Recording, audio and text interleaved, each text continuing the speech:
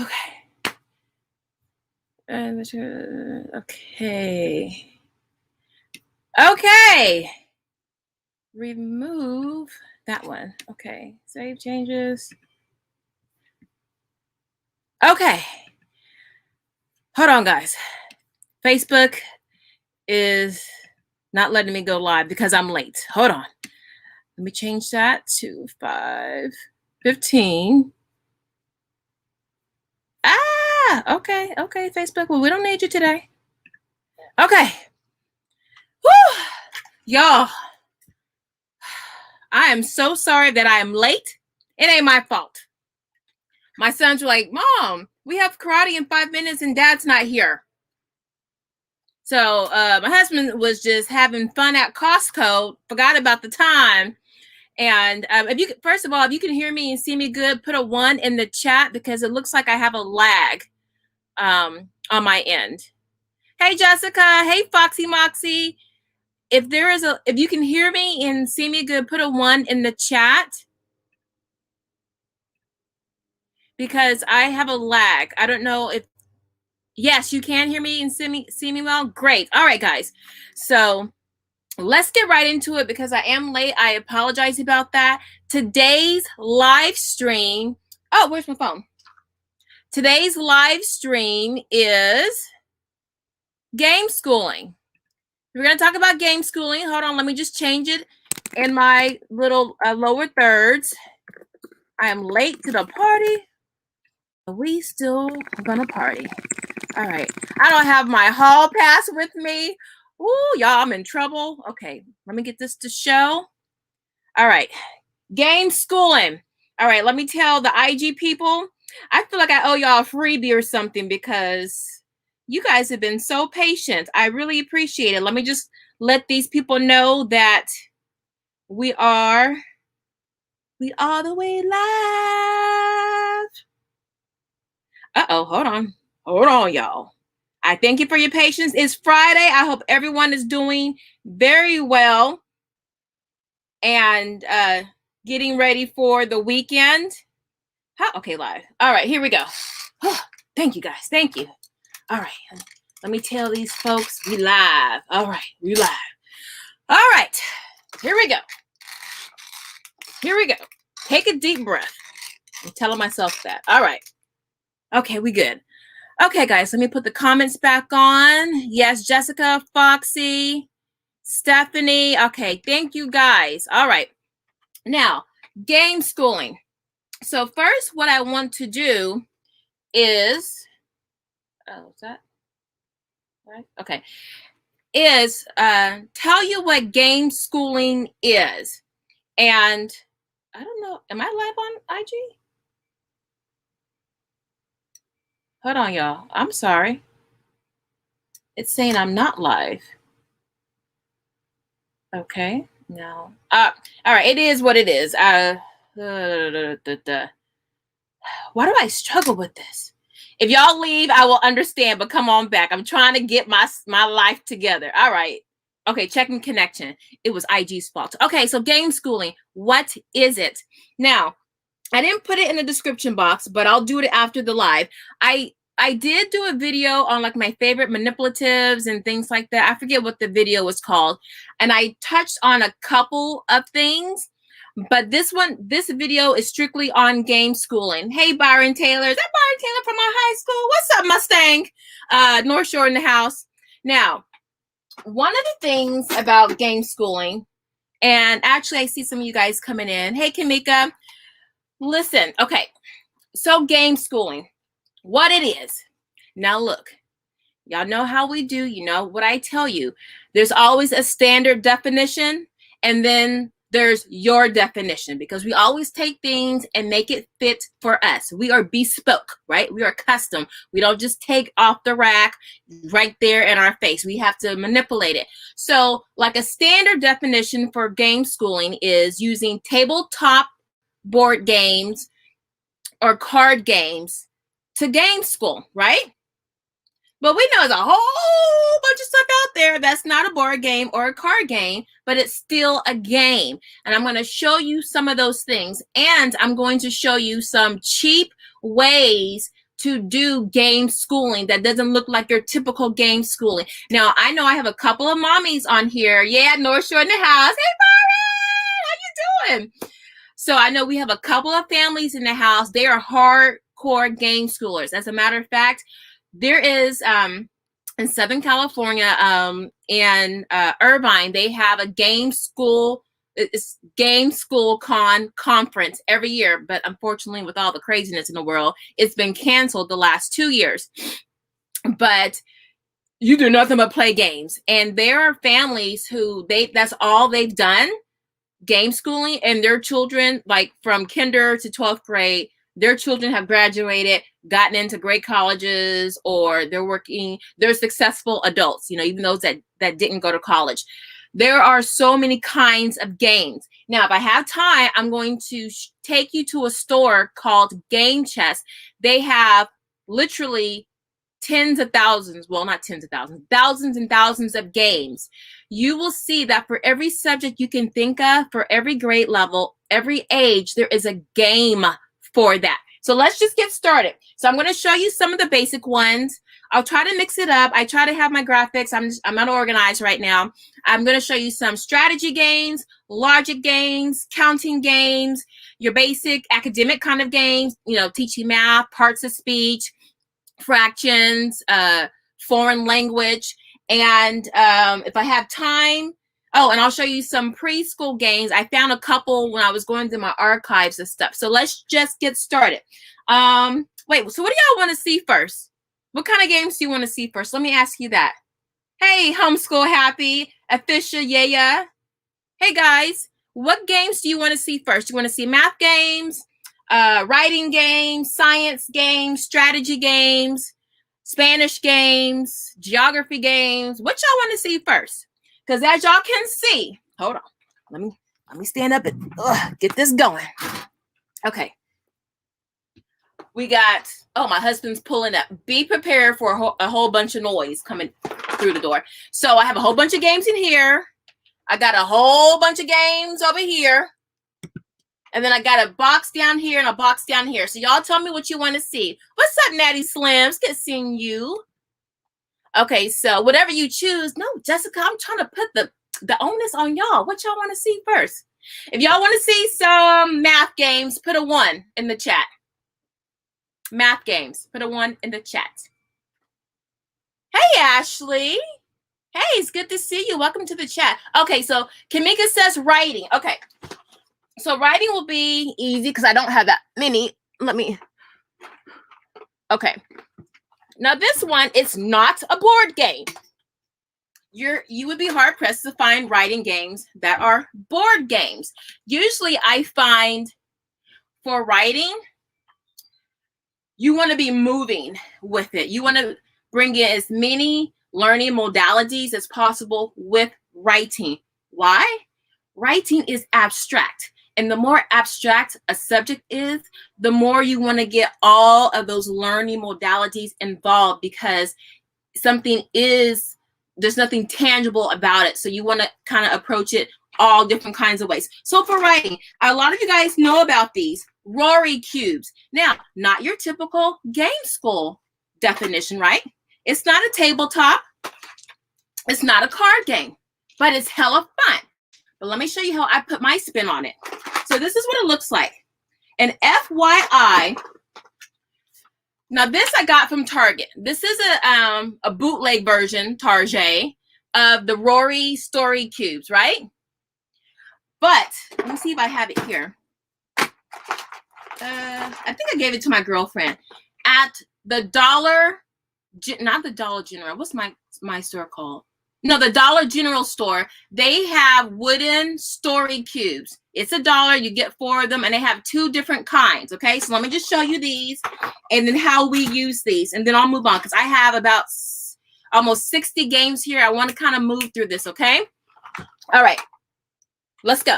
All right. So Rory cubes. If you don't know what a Rory cube is, you see I have 3 different colors. Each color denotes a subject or an approach that you're going to use. So one of the green one is travel. So all of your cubes are going to deal with travel. I'll show you what those look like.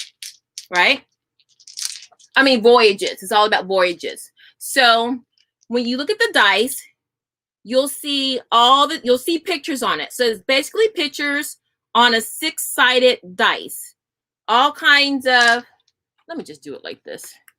Y'all see that? Is that easier? I got a big old mess. There you go. So you have all these different pictures, right? Let me show my IG people. If you're just coming on to IG, hi. Hey guys. So we're talking about game schooling. These are Rory cubes. Basically, it's just picture dice, right? So here you have a crown, you have a drill, so on and so forth. And actually, I have more in here because I just have so many dice all over the place. Basically, they're picture cubes. And then each color will kind of have a theme. So this one is about like people. So people doing things, the blue one. Someone dancing, someone exercising, I think. Y'all see that, IG? Someone opening a gift or giving away a gift. Someone doing something else. So each color kind of has a little theme, okay? And all you do, I like to mix them up. But all you do, you take a couple of dice, depending on how much you want to write, and you roll it. And then you write a story. You're writing silly stories, basically. You write a story based on the pictures, right? Okay?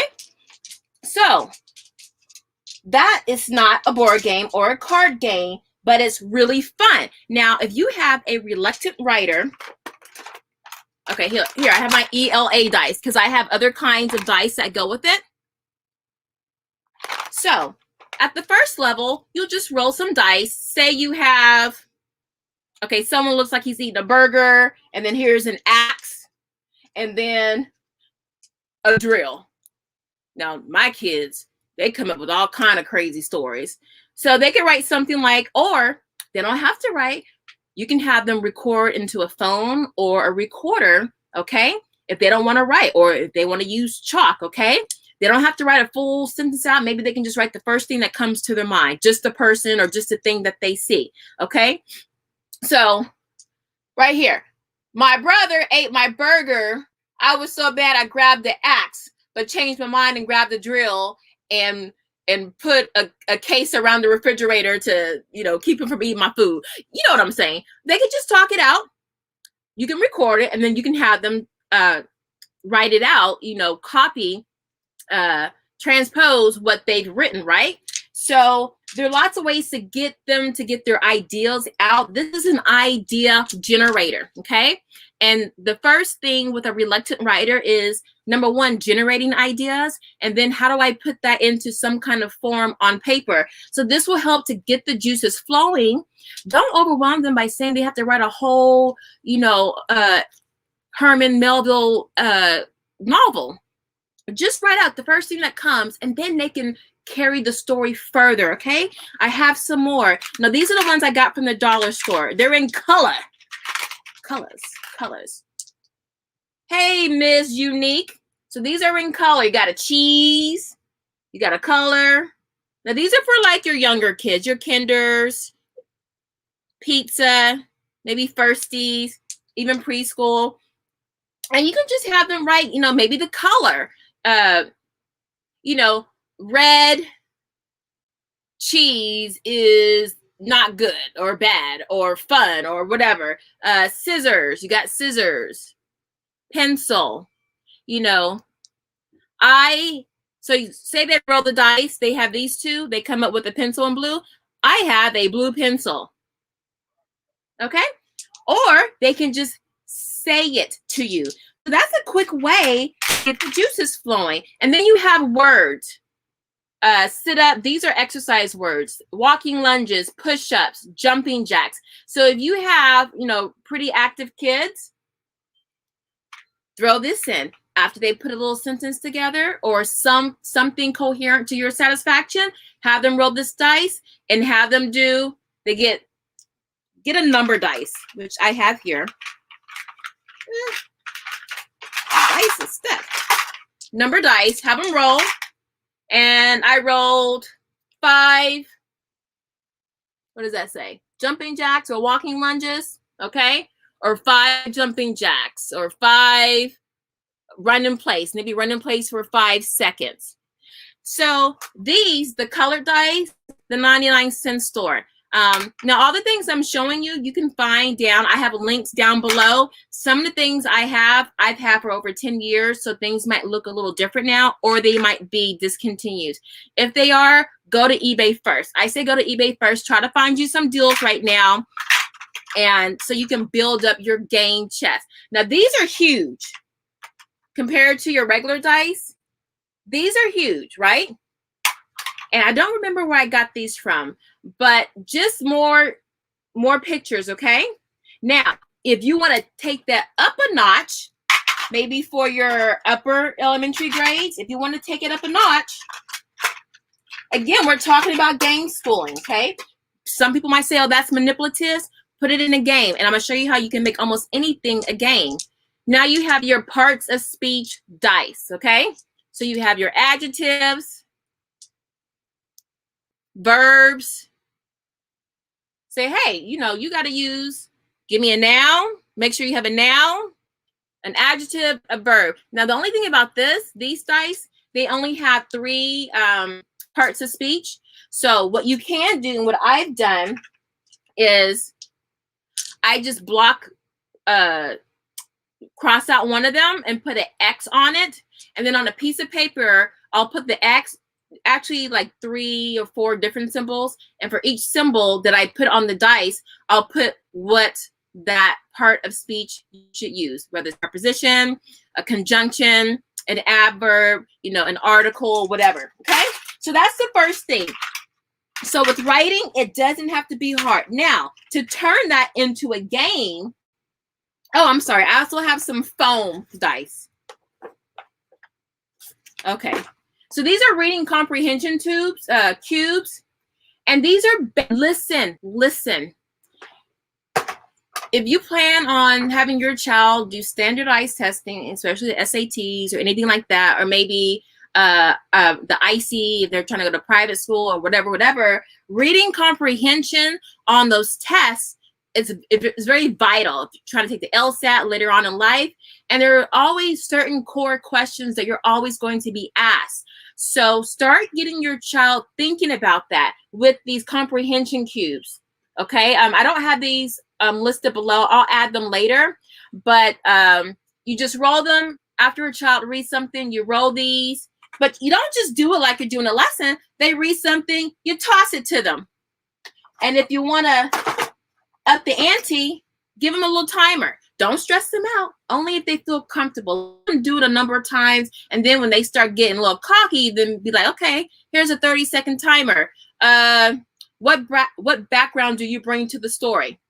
Or what does the title tell you about the story? Predict what will happen in the story, okay?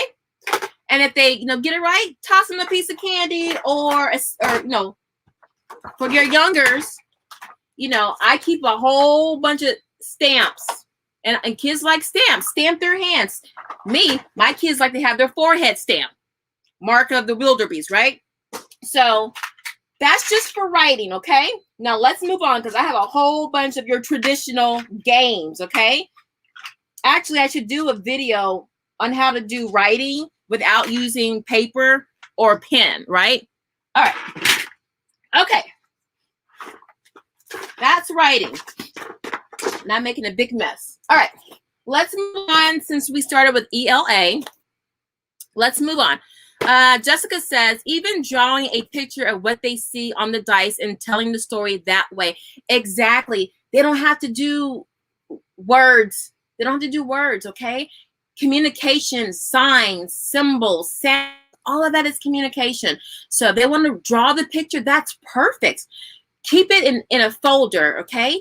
And then the next day, maybe they can write a little something or not. But just the main thing is just to get them used to ciphering, filtering through all the ideals they have swirling in their head, and then plucking some of those ideas that match what you're asking of them or what they see, and then getting it down in any way, shape, or form. So let's move on.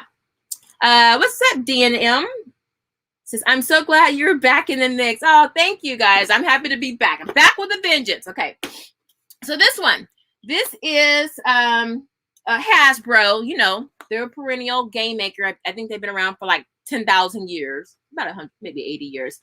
This is Nabbit. Now, this is Scrabble. Now, I grew up with Scrabble. My mom always kept Scrabble on that kitchen table. I don't think we ever ate breakfast there because she had a big old I'm gonna get you sucker Scrabble board, and she always did Scrabble. So I'm like, well, shoot, I am my mama's daughter. I'm drawn to this game. So this is for ages 8 and up, but that is a suggestion, right? So it says the family game of stolen words. Now, here's the twist with this Scrabble game. The Scrabble tiles are stackable, right? You can stack them. You can steal them. Let me just show you some, okay? And they come in 4 pouches, 4 different color pouches. And this is what they look like. All right. So they connect like puzzle pieces, right? They connect like puzzle pieces. But here, check this out. Okay, let me do it like this because I don't have the board on me. You can stack them right on top. So that's how you steal. And that's what my kids like. They like to take something from their brothers. So you see how I have them stacked? You see how they're stacked like that? So you can build a word on top of a word. You know, I have the letters upside down, but you get the point. So that is a really fun game. And then it was color coded. Hold on, y'all see all that? I'm trying to get closer in so y'all can see.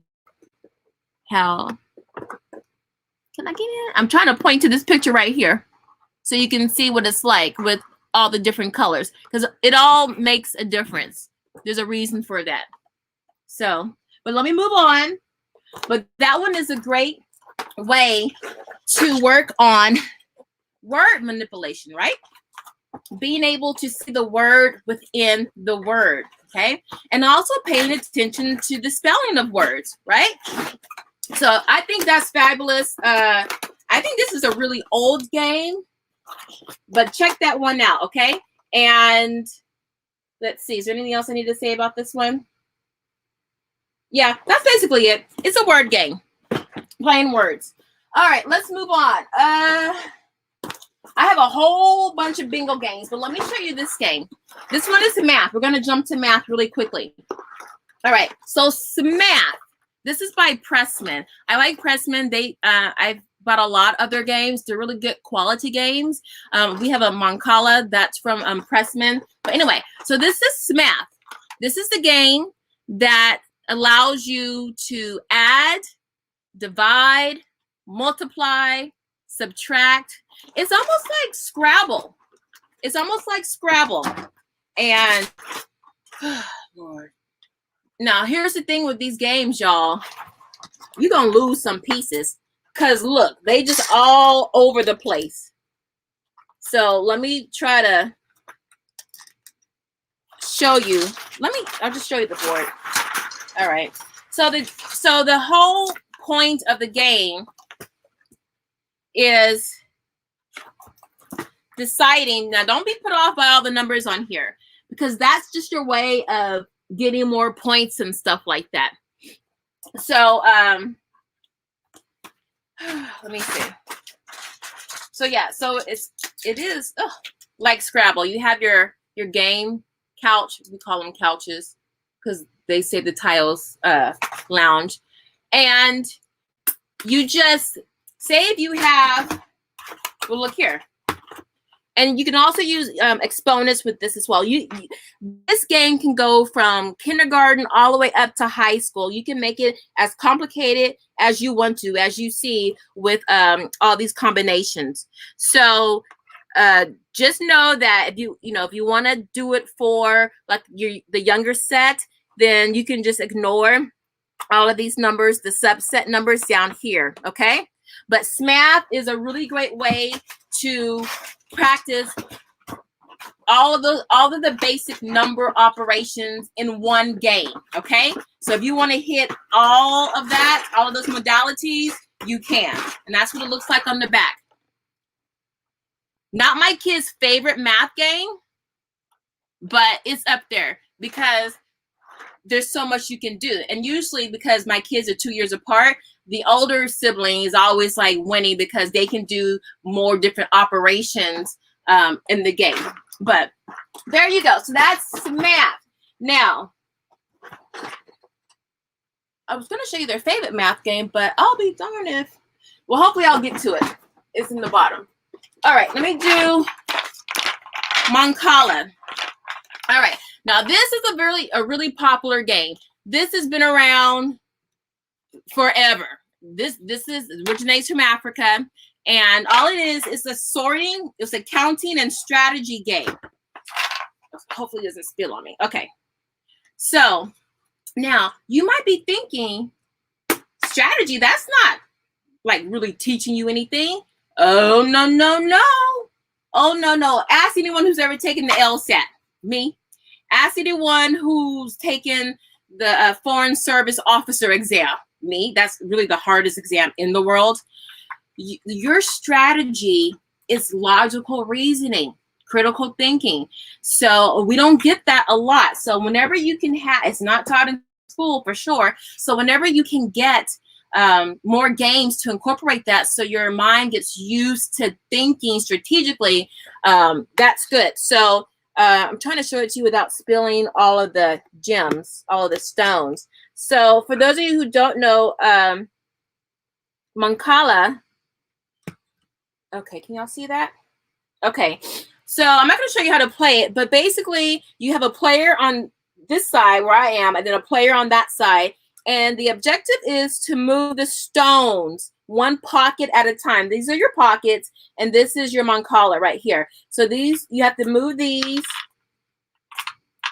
Like you start with 4, and then you move them over, and then you take from the player on the other side. And so the object, you want to take as many as you can, and then move everything over to the Mancala over here. So that's a really fun game. It's portable, and you can get all kinds of stones. Now you see these stones? This looks like stuff you can get from the dollar store. So you can get all kinds of stones. You can even use marbles. You can use anything. So you can make it fun by getting colors. You know, go to the dollar store, you know, get some glass beads in the favorite color of your kids, and have fun. But Mancala, a game of judgment, strategy, and patience. Okay, so that's another fun game. And from the Game School community and from the Game School Con, they have more than one of these because it's a really popular game. Okay, let me move a little faster, guys. I know I have a big mess going on. Okay, so your typical board games. Let's do those. This is National Geographic Nat Geo.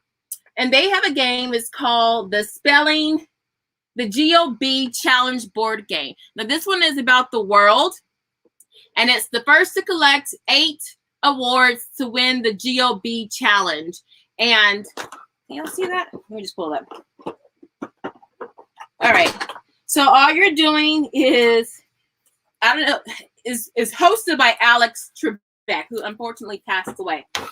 But basically you're going around the world and you're learning information about, you know, all these different places, and then you're collecting, you know, you're getting points for doing that. So this is a great way if you're doing world history in your homeschool. This is a great way. You know, National Geographic don't play. They're always all around the world. So this is a great way to not just do your basic country, capital, resources. You get a little bit more information. It goes just a little bit further than your basic, like a puzzle or something like that. Okay. Now, on the flip side of this is a very, very popular game. And we actually have 2.5 of these. And I don't know where the other one is. But this is a Ticket to Ride. Okay. This is super popular. This is like one of the more popular games at a game school con. Now this one is fairly new. This, I think we've had this for 5 years. It's the first journey. So this is for the younger kids. Now, for those of you who don't know, Ticket to Ride is is a great way to learn your geography. You have Ticket to Ride in Europe, Ticket to Ride New York, and the whole point of the game is to build trains that connect the cities to one another. And then you use the train cards that align with the number of tracks that you're using to connect to try to win. And then you have like destination cards. But guys, these games are so popular. They have extension kits to them. So if you, like the one for Europe, if you want to take it further and the game gets longer, you can extend your experience. And so you're learning so much about what's going on in the country. So for this one, it takes place in the 1900s, as you can tell from the dress, the 1900s. So this is a really great game to work on your geography, some history, and just having fun. This game does take a bit of time. Like, I don't think we've ever played less than 30 minutes. And that's, you know, being generous. I think probably like maybe closer to an hour, okay? So Ticket to Ride, first journey.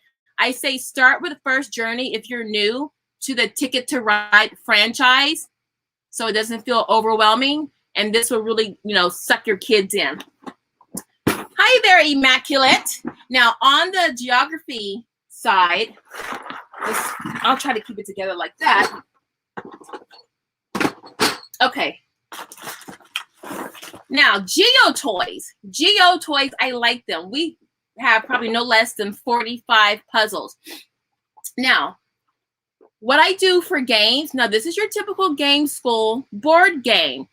But my kids, for games, we use Stack the States, which is an app. Remember, don't let someone else make a definition for you. If it's something where your kids are really, really engaged and it's not involving a piece of paper and a textbook doing something, it's a game, right? So we've done Stack the States, Stack the Countries, but then I wanted something where they're not on the screen.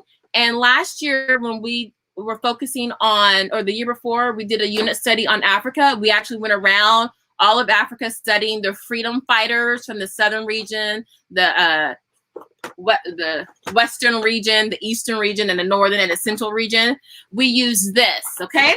And the pieces, they look babyish, but I like big pieces because you can really see stuff because I'm old. But you know, look at the pieces. They're like the size of my hand. So you got a really nice big map of Africa. So if you're doing a unit study, you see how, you know, very clear, very clear. So if you're doing a unit study on that, or if you're just learning geography, this is a really cool one. They have Europe, Latin America. They have, of course, USA in the world. They have Asia. So, you know, people come from other parts of the world. So you might just want a map that focuses on Asia. You might just want a map that focuses on Latin America. There you go. So now, not a typical game, but this is what you do. Hold on. This is how you can turn everything into a game. All right. Oops.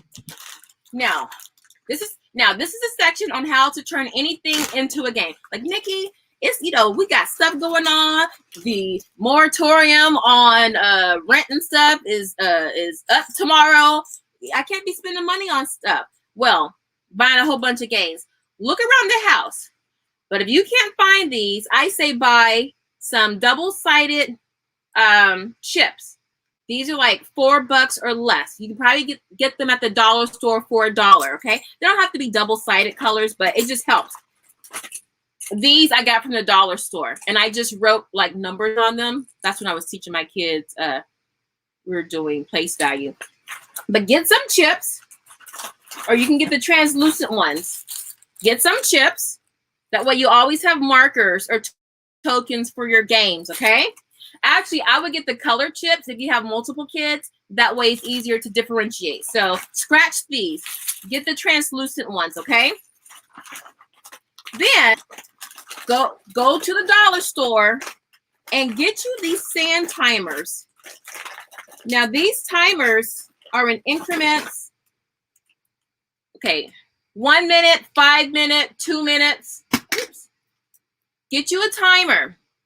Okay. Now they do have some online that go up to an hour. Can y'all see that? Just get you some timers. So you've got your timers and you've got your chips. Now this is how you turn anything into a game. Look. Hold on, I gotta stand up for this. Well, let me just do this. Say you want to do some science, but you don't want to buy any science board games. All right. Well, if you happen to have something, even a manipulative. Now, as you can see, I'm missing a whole bunch of pieces. I don't know where they are. But you got your pieces that go in here, right? You know, the liver get in here. So just pretend like the pieces are, oh, whatever. You tell your child, you got 2 minutes to put all the organs back in Miss Jenkins. Because she needs all her organs so she can go make us some sweet potato pie this Sunday. Help Miss Jenkins out. You got 2 minutes to save the world.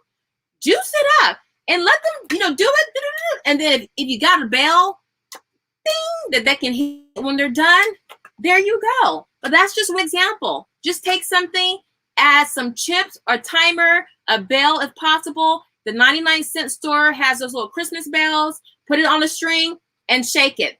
Or put a timer on. But the bell seems nice because the kids want to just hit it. Here's another thing with the puzzles. You can go to Salvation Army, get you some puzzles. Or you can go to Costco. Hold on, y'all. Lord, I got to clean up this mess when I'm done with this live. I know I got love for y'all. All right. I love these magnetic puzzles from Costco. See, they stick. Hold on. I got the world and the USA one. All right, let me just choose one. All right, here we go. Can y'all see me, IG? Because let's see.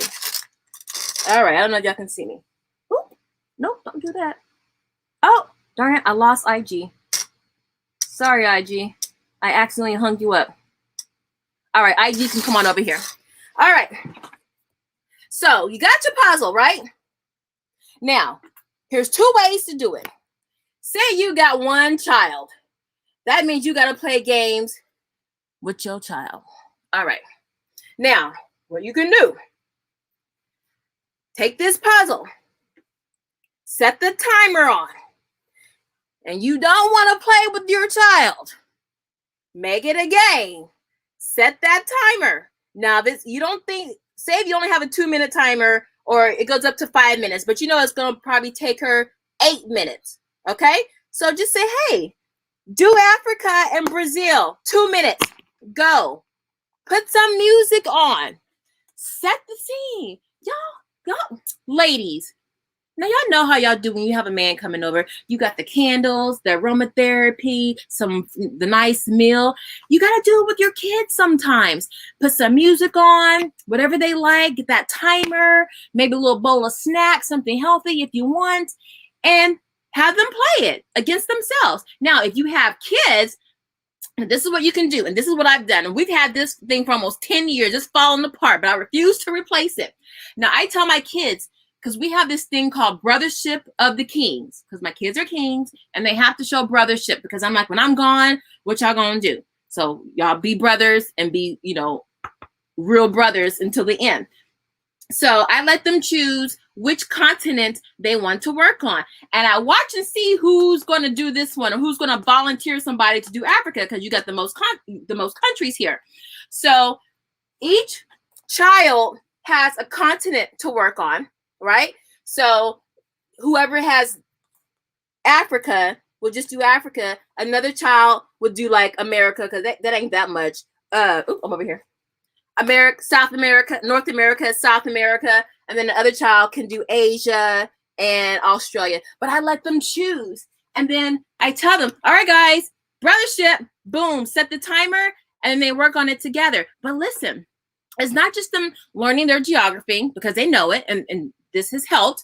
It's also working together in close proximity. See, you got to get those life skills in. So you got one kid sitting here, one kid over there, one kid over there. But the kid that's sitting over here, his country might be over here. So they got to stretch, or they say, you know what, let's switch places. And they switch, and you watch it all unfold. Okay? Now this could be something that they do when they wake up in the morning.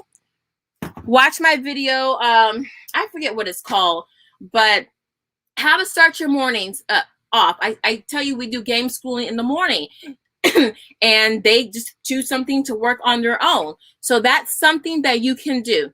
Okay, let me catch up with these comments. Love Mancala. My brother and I grew up playing it. Yes.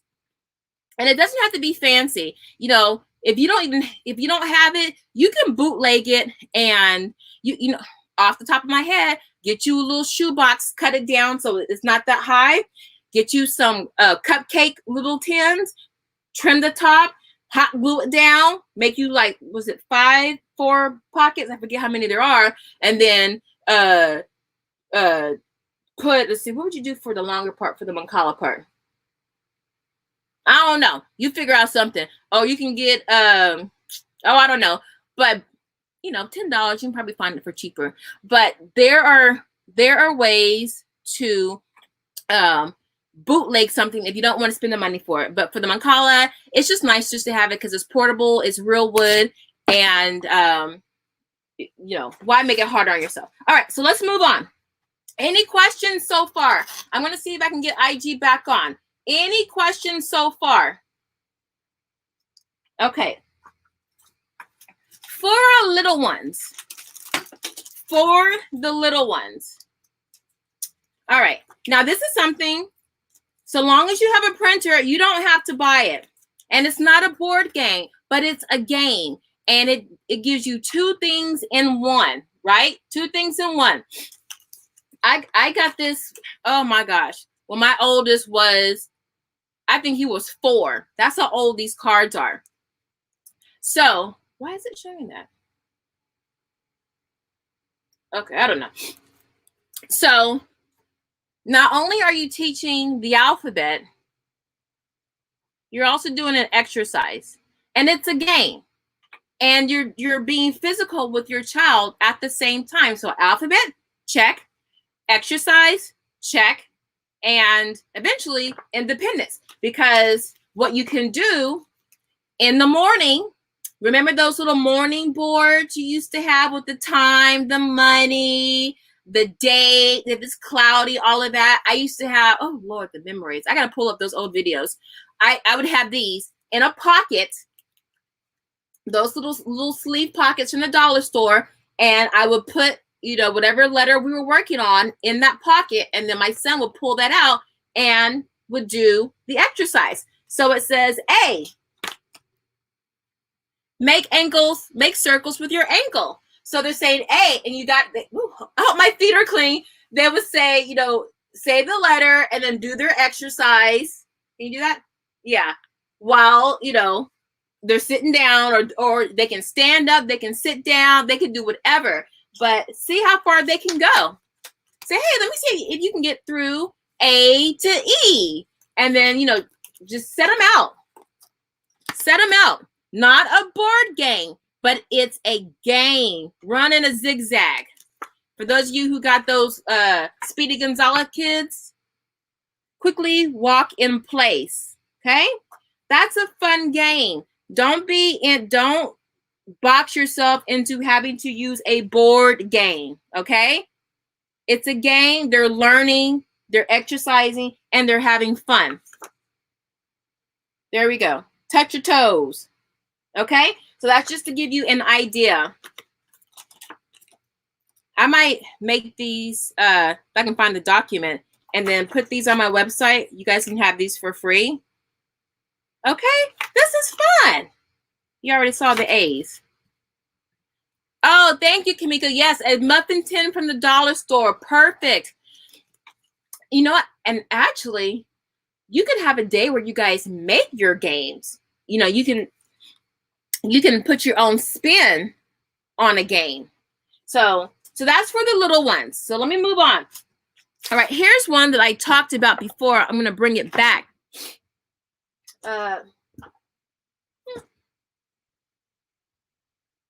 Where'd it go? Oh, let me stay with making your own games. Okay, so this is what we used to do. So for those who are talking about writing or your language arts, off in the dollar store, okay? And the reason why I'm pulling these out is because these were the brightest colored stickers I could find. That, you know, and I had a lot that I didn't care about losing. So what you can do with just some regular stickers, teaching parts of speech. Have your child go around first. Now, it would be best if you got more of the blank ones, so you could write noun, verb. I mean, just noun, person, place, or thing, or nouns would be one color. Or they can go. Oh, sorry, that didn't work out. Discard. No, cancel. Okay, can't post the video. What? All right. All right. Where was I? You can write depending on what you want to teach. So if the blank ones, you know, maybe the yellow ones are just nouns. The green ones would be adjectives. So what you would do, you would be like, okay, so for the yellow ones, put a sticker on all the nouns in the living room. So they put a sticker on the couch, on the wall, on a shoe that's on the floor. And then for the adjectives, they'll put them on a color. And if they can write the color, just the first letter of the color on the blank one, okay? And they just run around the room, set the timer, put on some fast music, let them go crazy. If anything, just do with the nouns. And then for the adjectives, you know, if you don't want them doing stickers, just have them run and touch. You say green, have them run and touch green. Or you can spell it, Green, and have them go find it if they're a little bit further along. So you don't have to be using just board games. You can do any kinds of games. I just wanted to pull that out because I've had these for years. My kids love that because they need to, I have all boys. They need to get that energy out, right? They need to get that energy out, and they're still learning. And eventually the kids kind of take over themselves and they start making their own rules. Let's see. Natty says, what is that map game called? Let's see. This one, Natty? The GOB challenge? Or is it this one? This is Geo Toys. And then what was the other map game? This one is from Costco. Does it have a name on it? Oh yeah, it has a name on it. Here, let me turn it back so you can see. Here's the name. Wait.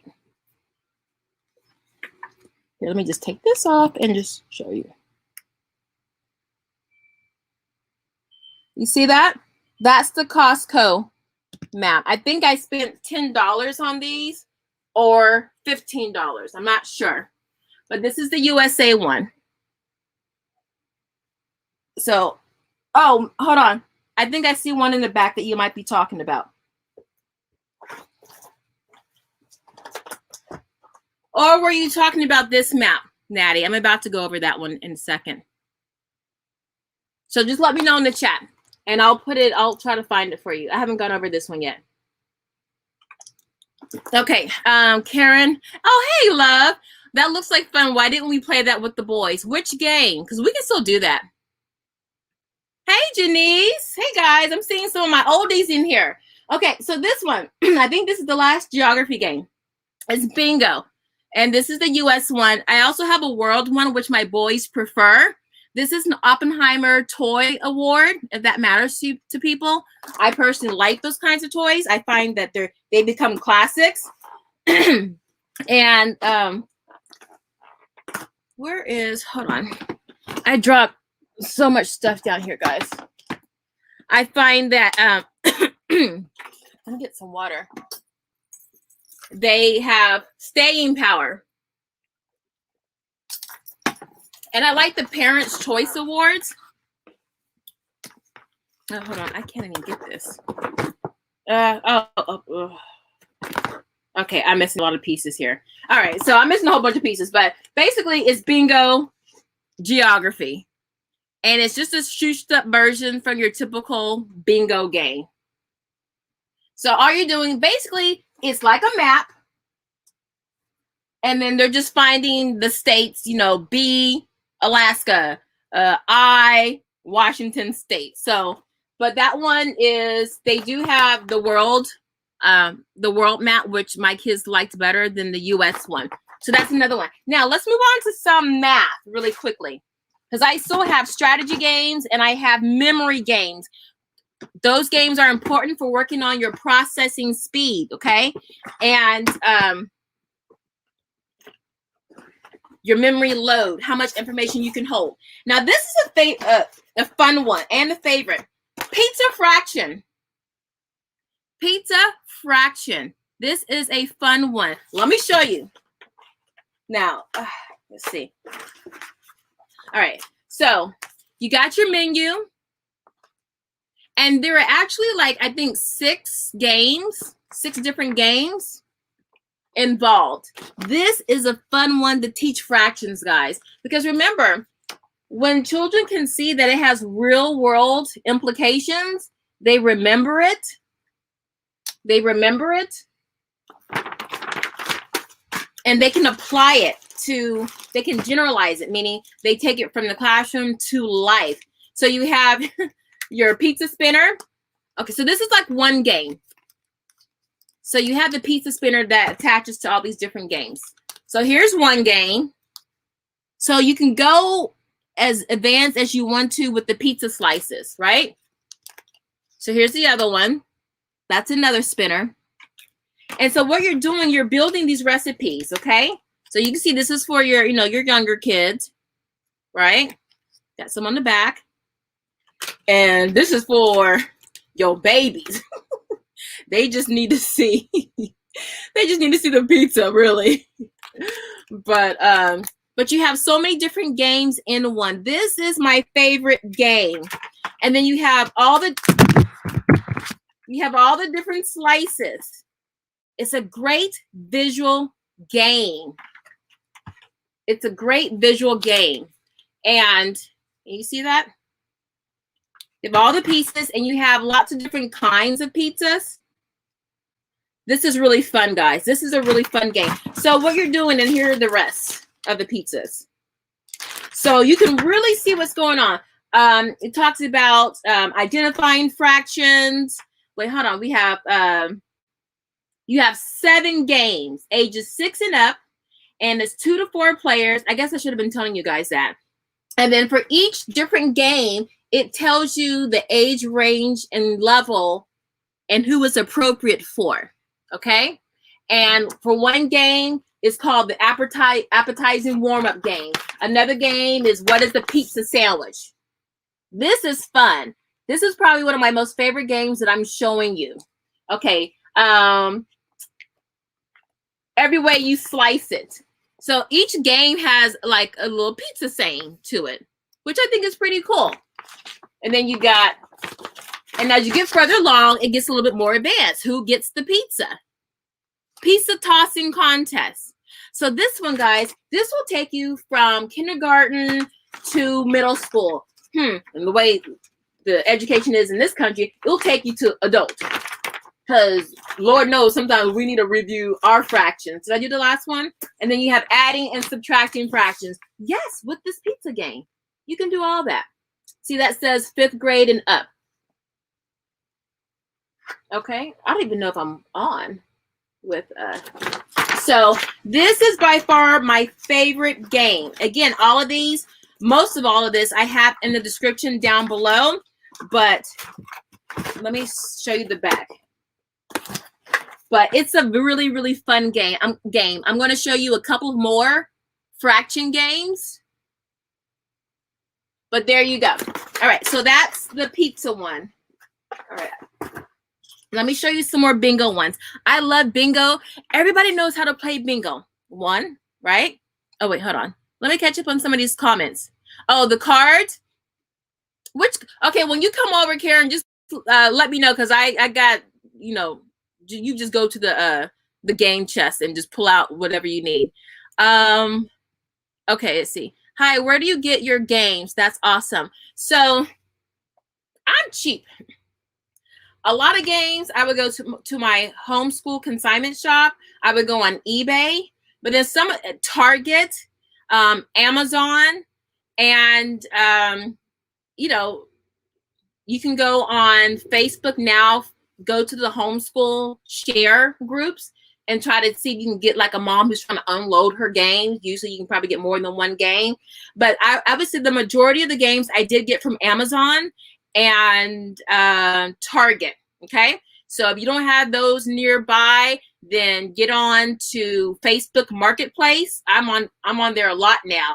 And go, there are at least 5 homeschool groups where people sell or swap homeschool materials, and you probably can find something on there. As a matter of fact, there is a game school group on Facebook. I would go on there and see if they have their own private group, or they're probably in the know with where to get, how to build up your game chest. Okay, so try that out. I was looking for the bingo games. Okay, so fractions. Let's just go through this really quickly. 56 minutes. Okay, let me go fast. Okay. Now, my kids didn't like this. Disclaimer. They did not like this. Why? Because when you go pizza, you never go back. So that's just our experience. They just thought it was boring. But here it is. Fractions bingo. Does it look boring to y'all? It gets the job done. It's just showing fractions in a different way, right? The kind of way you would see in your textbooks, right? But this is what it is. So you got your chart. You got your chart. And you got, all these tiles. You got your tiles, you got your cards, and you got all different kinds of, images of different kind of bingo, a different kind of fractions. And then you have your markers. Self-explanatory. Boring. My kids did not like it. So there you go. Your kids might love it. My kids were like, but I'm still showing it to you. But it's still a game that you can play. It's still bingo. So there you go.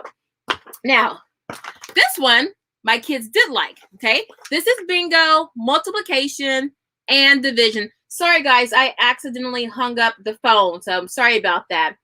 Hey, Miss Change of Pace and Jazzy Tees. So this is the multiplication and division bingo. 2 games in 1. Okay, so nothing complicated about that. You got these cards where you can place them to get the game started. And these are your cards. Okay, you have multiplication on one side. Let me move you over, IG. Hopefully I won't hang you up again. Multiplication on one side and division on the other. So again, guys, think about how you want to use these games. Do you want this to be a warm-up activity before you start a lesson?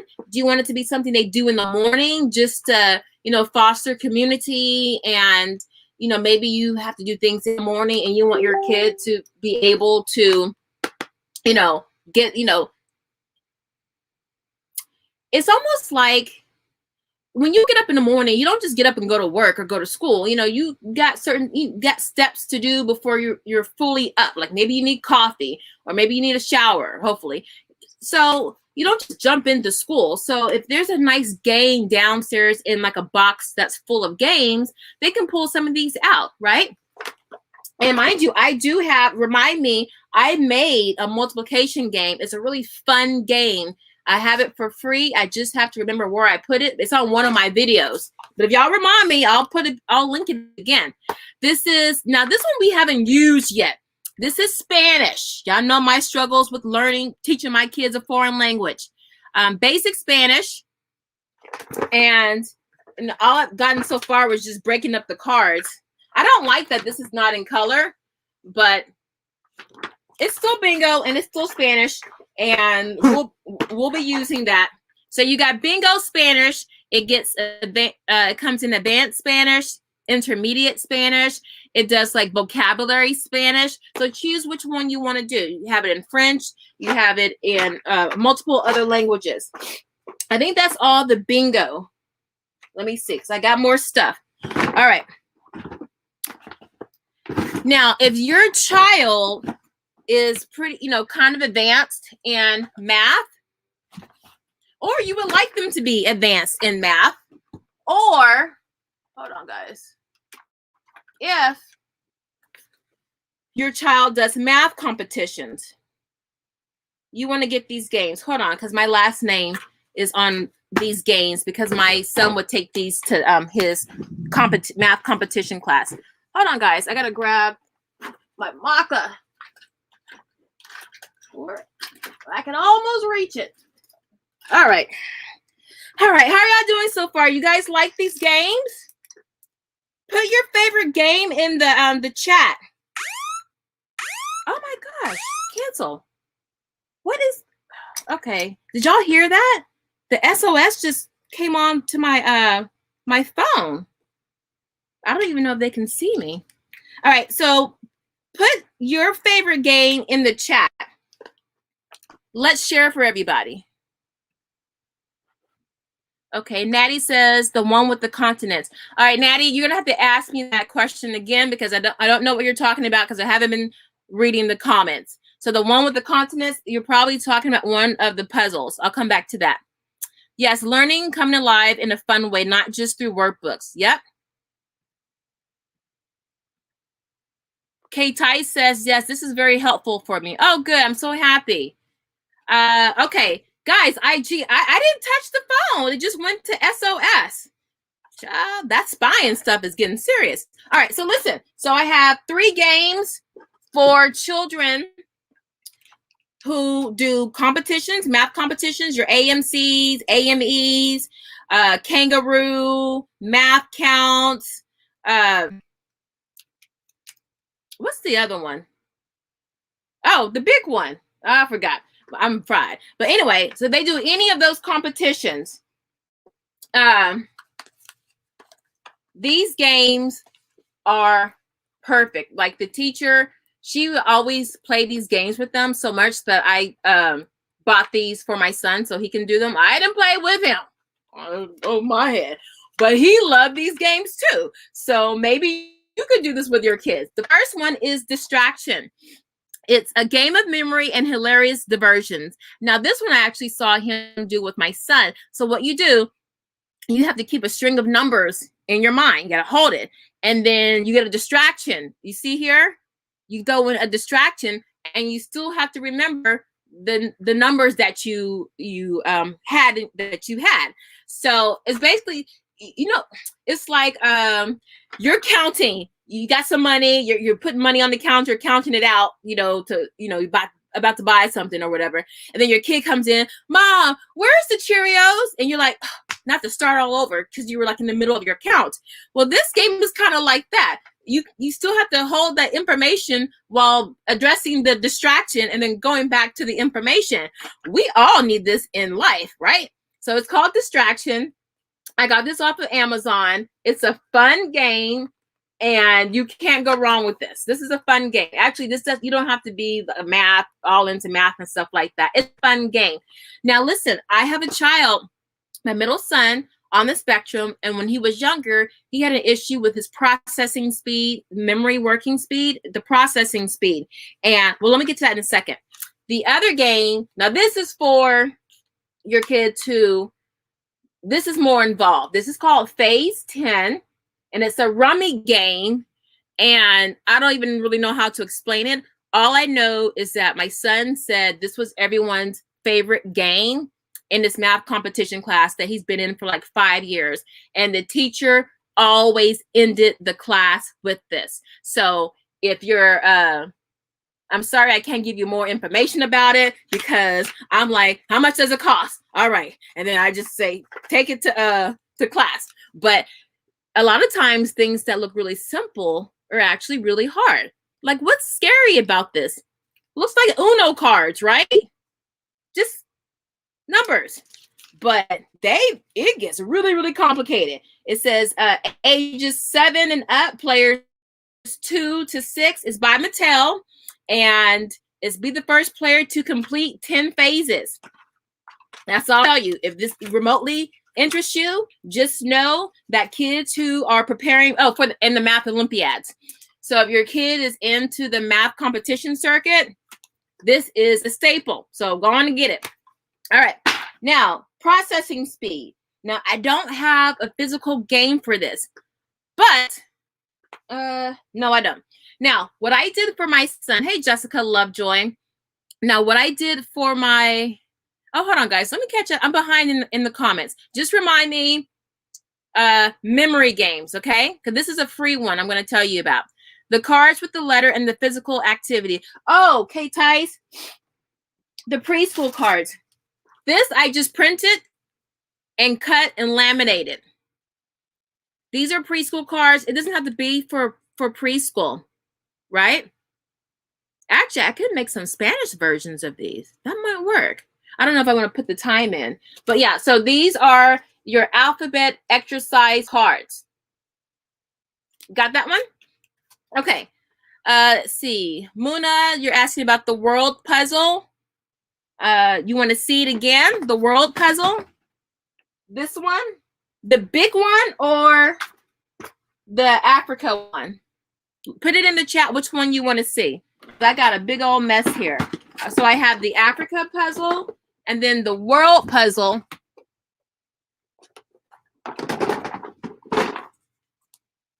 And I have the puzzle pieces are in a bag around here. Oh, here we go. These are all the pieces to the world puzzle. This is from Costco. It was either $10 or $15, or it might have been 2 for $15. This was like almost 10 years ago. But these this is magnetic, so it's magnetic. All right, so I hope they answered your question, Muna. All right, Jessica says, try Calico Spanish Playground on YouTube. Keep in the Spanish journal and separate it with vocabulary, grammar, phrases, Spanish workbooks at the dollar store. Yes. Listen, the next video, like I'm doing curriculum this week, I have one on foreign language. I'm the queen. Why does it keep doing that? Every time I touch my phone, I'm sorry, guys. Every time I'm not touching the phone, it just goes into emergency SOS. I had every manipulative for Spanish and French, and I just needed that native speaker. But yes, there were lots of games, cards, all kinds of things. I personally prefer the online games, but that's just me. But it's really good to have a variety of ways of learning. All right, what was I saying? What are games to build vocabulary? Now, excuse me. What I have, games, read. Really? Let me get on my little rant about vocabulary. Okay. I've looked at almost every kind of vocabulary program, book, curriculum on the market, and I'm not a proponent of that. I have found the best way to learn vocabulary is the old-fashioned way, that is reading. And I don't have it, but I have bookmarks, and on the bookmarks are just lines, numbered lines. So whenever my child encounters a word he doesn't know, we read a lot of classics. We read a lot of great quality books where the vocabulary is very high. It's very advanced. I shouldn't say advanced because it shouldn't be advanced, but it's a very rigorous vocabulary. Every word they come across, they write it down and the page number, and we go back to it.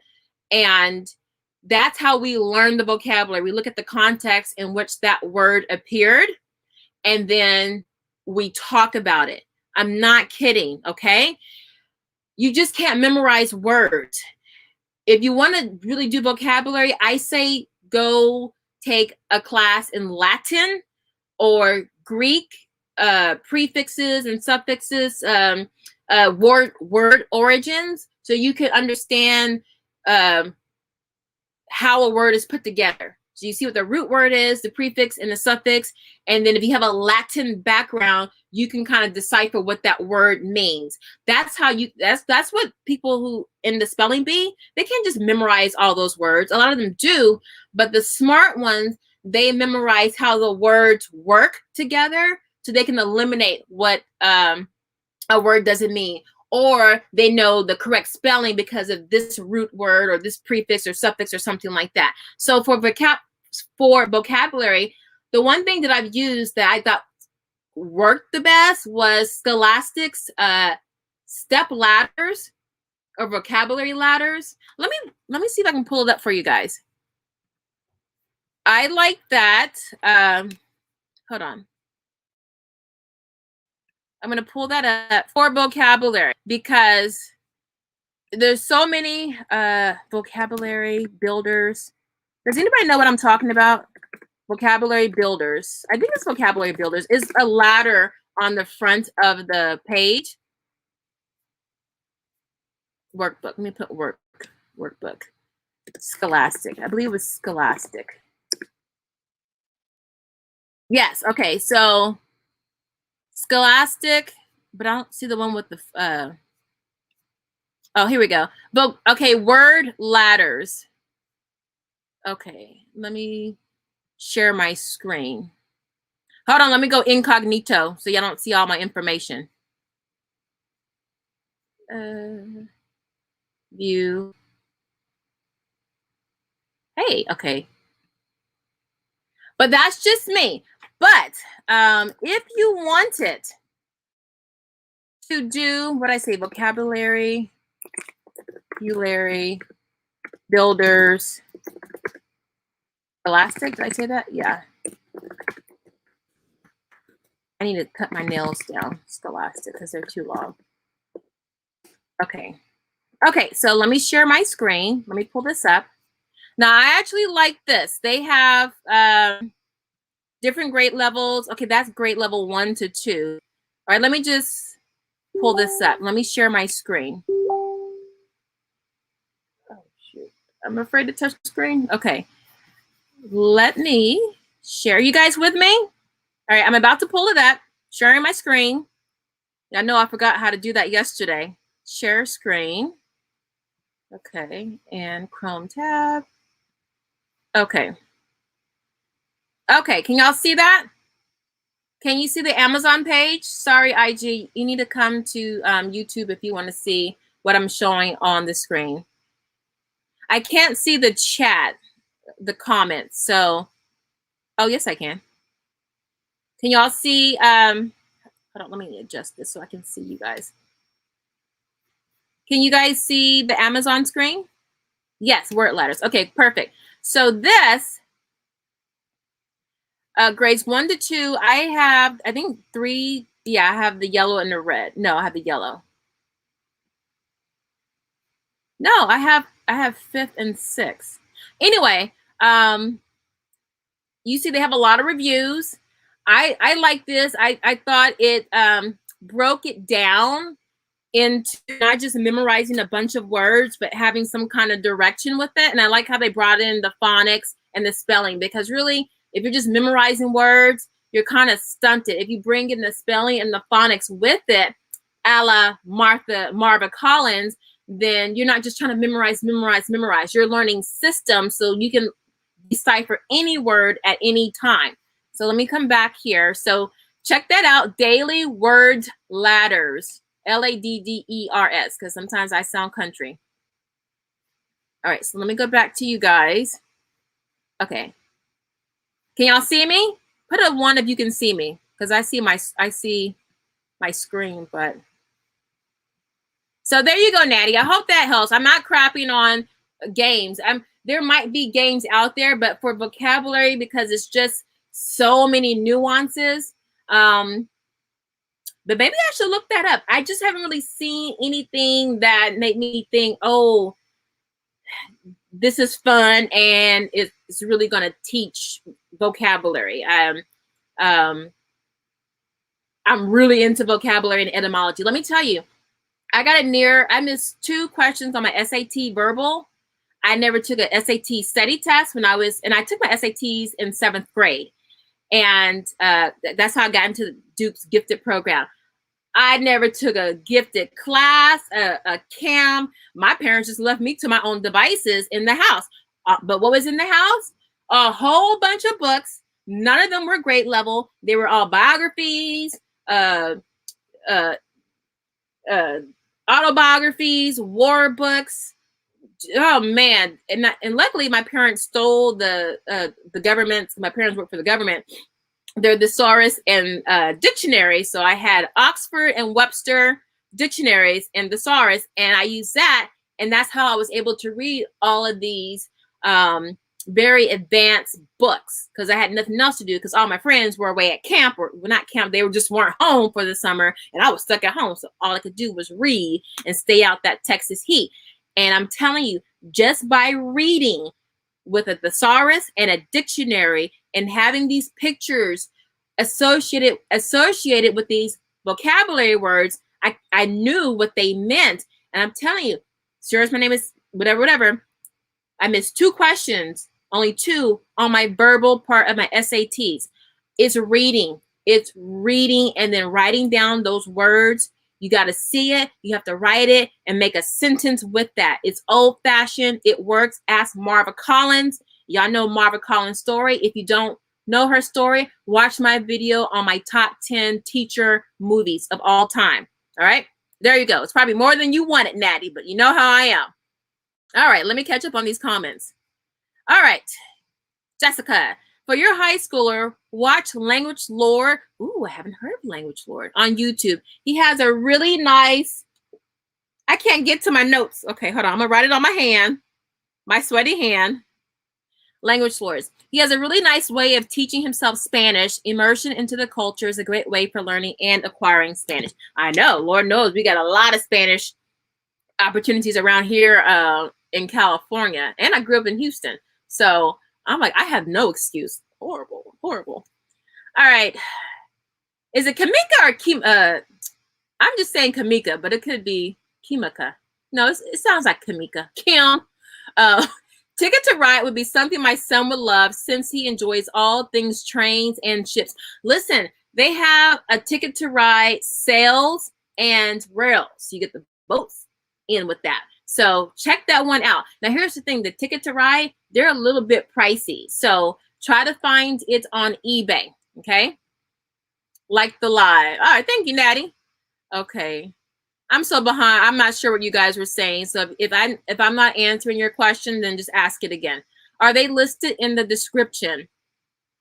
Muno, is what listed in the description? Ask me that again. I'm sorry. I'm using this whole idea of games for learning. We are going to have such a fun year. Thank you for all these fantastic ideas.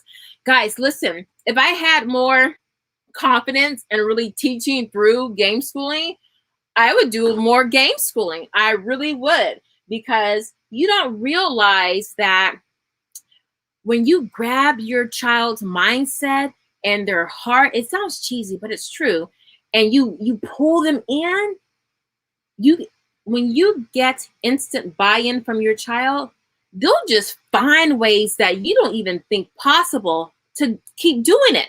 You know how creative kids can be. You just have to just make it fun or make it interesting. You don't have to be a clown trying to make it all fun, but if you just make it interesting and just crack the door open, especially if it's a subject that they struggle in, do it through games. Build their confidence up. Get them familiar with the words, the vocabulary, whatever it is, in a fun way, and then take it from there. Okay, we just have to just be sweet with things in the beginning. Okay, I think she listed everything in her. Yeah, so the only thing I don't have in the description are the little translucent tiles, but after the live, I put like 20 things in the description, and I'm like, that's too much. But I'll add the translucent chips, and I think everything else I have. But if not, you know, I'm very responsive in the comment section. So afterward, if I don't have it in the description and you can't find it, just let me know. And excuse me, and I'll find that for you. Games to build vocabulary. Bananagrams, and yes, I agree, reading is key. Oh, I'm glad you said bananagrams, because here we go. We got that. Wait a minute. Man, I messed up my timing. Hold on, I have banana. Oh, right here in here. Let me get to it. So bananagrams, I forgot about it, y'all. Bananagrams is a great way. So when you're talking about vocabulary, you have Scrabble. Where's my bananagrams? I got the little yellow pouch. Did I drop it? Okay, now I'm determined to find my bananagrams. Am I sitting on it? Hold on, y'all. All right. I'm going to find it, but in the meantime, when you're talking about vocabulary, you don't have to like learn vocabulary per se. It's wordplay, okay? So doing games like Scrabble, Yahtzee. I bet you bananagrams. Guys, I need to show you bananagrams. All right, I'll get back to it in a minute. I'm annoyed now that I don't see it. Anyway, so bananagrams, you have, okay. Now, am I sitting on it? Oh, hold on. It's on my son's shelf. Hold on, guys.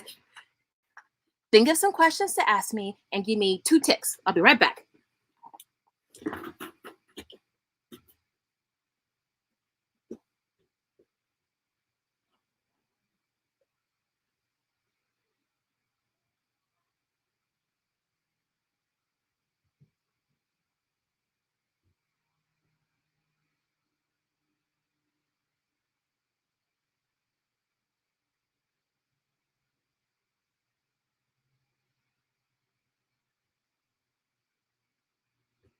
Okay, I'm back. I forgot I had a whole nother section of games I wanted to show you guys. Hold on. Okay, I can't even walk in here. All right. Hold on. Come on, piece of actions. I'm going to have a mess. Trying to clean this place up. All right. Oops, sorry. Oh, Lord. Got my booty all in the frame. Okay. Bananagrams. Vocabulary. Language acquisition. Etymology. Well, not really etymology. Oops. All that good stuff. All right. This is what it looks like. All right. We're going to get to financial literacy and some other stuff. So bananagrams. I love this. This you can keep in your purse, take with you, or keep in the car. Okay. It's real easy. You don't need a board or anything. It's just tiles. Here, let me just show you. Just tiles. Got your little directions. Make your words. You can use any kind of rules you want. They have a couple of rules in here. Okay. It's not hard, but it's basically like Scrabble to me. Like Scrabble. All right. So you don't need anything else. You just need a hard surface to get going with that. And you got your rules for it. But bananagrams is good for building your vocabulary, basically. So bananagrams is another one. And I have that in the description box, okay? So just think of this as Scrabble. Now, let's move on. So strategy games. Well, now let's go to financial literacy because I want to get rid of these boxes. All right. Y'all know cash flow. Robert Kiyosaki's Rich Dad, Poor Dad. Now, this is discontinued.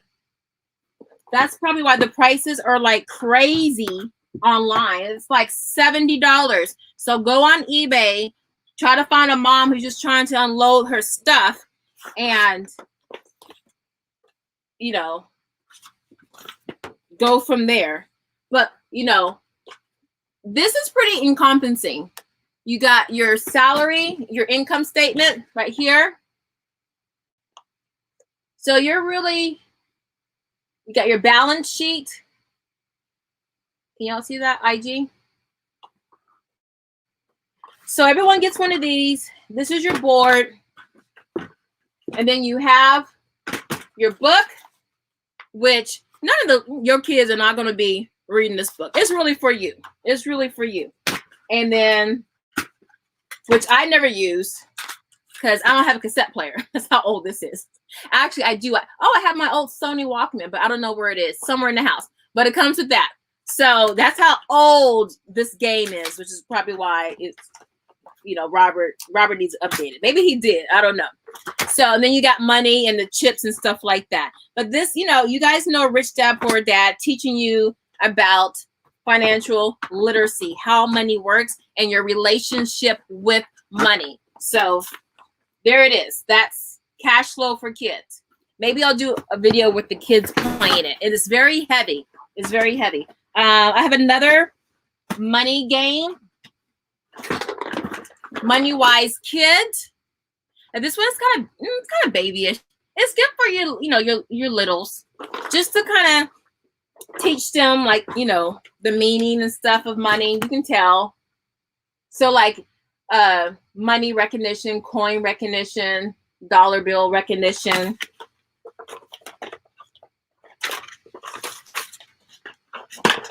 So you got your little something to eat, a place to live, you know, all the things that you need to do in life that requires money, something to wear. See these little chips? And then, and then you have your dice. So real basic. I used to have Payday, like the updated version. I think it's in my son's room. And Life. It does teach financial literacy in a way, like maybe really through economics. But moving on. And then what time is it? Oh, 1 hour and 26 minutes. Nobody's going to watch this playback, y'all. It's too long. But I'm going to keep going on. All right, but let me catch up on these descriptions. Let me see. Thank you, Jessica, for reminding me about the Bananagrams and all these other games. Wow, I love that, says Jada. Where did you find the lines bookmarks at? The dollar store. If y'all hold on, I can, as a matter of fact, maybe I should just, now I've opened the package, but I have a lot, or I can just make some on cardstock and laminate it. But if you guys, you know, I can do a giveaway. Those, let me tell you, sometimes the most simple things, homemade things, are the best things for retaining vocabulary. Like when my son started reading 1984, Fahrenheit, a lot of dystopian literature, and then the classics. Those classics are no joke with the vocabulary. He was writing maybe 4 or 5 words on a card sometimes. So he would have a whole bunch of bookmarks in his book of vocabulary. And sometimes I would have him just write the vocabulary. If he didn't have a lot of vocabulary words on one card, just write the definition. We go back to it, because I don't want him to get, you know, torn away from the story, keeping up with the vocabulary. And sometimes I would just say, hey, just write the page number and we'll come back to it, you know. But I teach my children, when we read, we active read. We always read with a pen in our hand, and we annotate through as we read, not leisure reading, but our novel reading. We annotate. That's how you retain your vocabulary. You start learning syntax, word choice, and structure through osmosis. And when you're doing that, when you're imitating and you're seeing constantly very good, high quality writing, you start to recognize that, and it becomes a part of your writing process. I kid you not, but you got to be a reader, a voracious reader. It's repetition over and over again. All right, let's move on. Any questions? Let me write down bookmarks so I can, I have like 200 notepads that I can't get to because of all these books, all these games, so bookmarks. That's a nice little secret. I might just do a quick little, like a 3-minute video on that, on the bookmarks. Thank you for bringing it up, Jada. Okay, word ladders. I don't know what you were talking about, Jessica. Ask me again if you were asking me a question about that. Would love to hear your read alouds and classic books you recommend. Well, I'm glad you said that because in my series on Nick's Picks, I give my favorite read alouds for our littles, picture books, and okay, so so the littles, and then the primary grades, middle school, high school, and then I do my favorite Newbery Awards, award winners, including honorary ones, and Caldecott. So that's gonna be a whole long series because I have about 1,000 books that I can find, not even including all the books that I still have at my mom's house. But I am definitely doing that because I'm a book lover, bibliophile. All right, so wait, hold on. I keep getting comments. You can find free PDFs of word ladder worksheets. Intel, guys, Intel. Jessica, thank you for sharing that. Jessica says you can find free, Free, PDFs of word ladder worksheets. I print them all the time for my kids. They are for vocabulary and critical thinking / logic. Yes. So I told you, out of all the vocabulary resources I've looked at on the market, I like Scholastic the best. I do have those. And nice to know that they're free because they're broken up in different grade levels. So that's perfect. So thank you. Let me write that down because I'm going to print some out. Word ladders. There you go. Awesome. Thank you for that share. Jessica says, I can't see the screen. I hope that was an old, okay, that was a while back. I can't see the screen. Oh, guys, you couldn't see the screen when I was showing you the Amazon page? Oh, man. Okay, well, I was just showing you the daily word ladder. That's interesting. Okay. Are there some one-player educational games you love? Yes, I'm going to get to that. Dice games. I just had a bag of it. Yes, I got one-player educational games right here. I'm going to get to that. Okay. Are there? Hey, Anja. Oh, hey, I haven't seen you in a minute. I got 2 boys, so it would be great if one could work on a game on its own while I teach the other. Games for 3rd graders. Yeah. So, I have these dice games, and I have, what else do I have down here?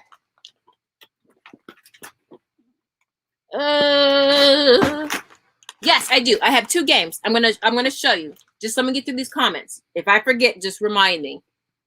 Okay. TPRS is another way of language acquisition as well, especially for your high schooler. What is TPRS, Jessica? And elementary age kids, all storytelling based. Now, you guys know I like a story based approach to teaching. Butterfly Spanish on YouTube. I'll shoot you an email. Oh my gosh, thank you guys. So we're getting lots of intel. So let me write that down. Thank you for sending the email, but I'll just write it down just in case I don't get to it. Butterfly Spanish. This makes no sense. I need to keep my notepad right here. And TPRS. See, I'm learning so much from you guys. Why don't you guys come on live with me? I'm tired of doing all the talking. I was a Spanish major in college. That's how I know. Okay, perfect. Thank you, Jessica. Thank you for those resources. I might have to make a separate video. Oh, you could come on if you wanted to. Supermarket Cashier is a good game. It's a math money app I have. My kids love it. So guys, listen, you know what? I'm going to go back through these comments and I'm going to make a list of these recommendations. Someone told me about language. Oh, but it's fading. Someone mentioned language Language Lord. Okay. And then supermarket. Oh my goodness, this is ridiculous. But I'm too lazy to get up and get to my notepad. Supermarket cashier. All right, I like that. All right. So let's move on. Hi, everyone. Homeschooling mom of 3 girls. Hey, daughter of the king. Welcome, guys. Hey, you know what, guys? When someone new comes in and they introduce themselves, you guys give a shout out to them. So shout out to daughter of the king. She's got 3 girls that she is homeschooling. Okay, and thank you, Natty Slim. Okay, so I think I'm caught up on the the comments. Okay, so 1-player games. Okay, so this is what we have. 1-player games. I love think fun games. Think fun games. Now these, your kids can just play by themselves.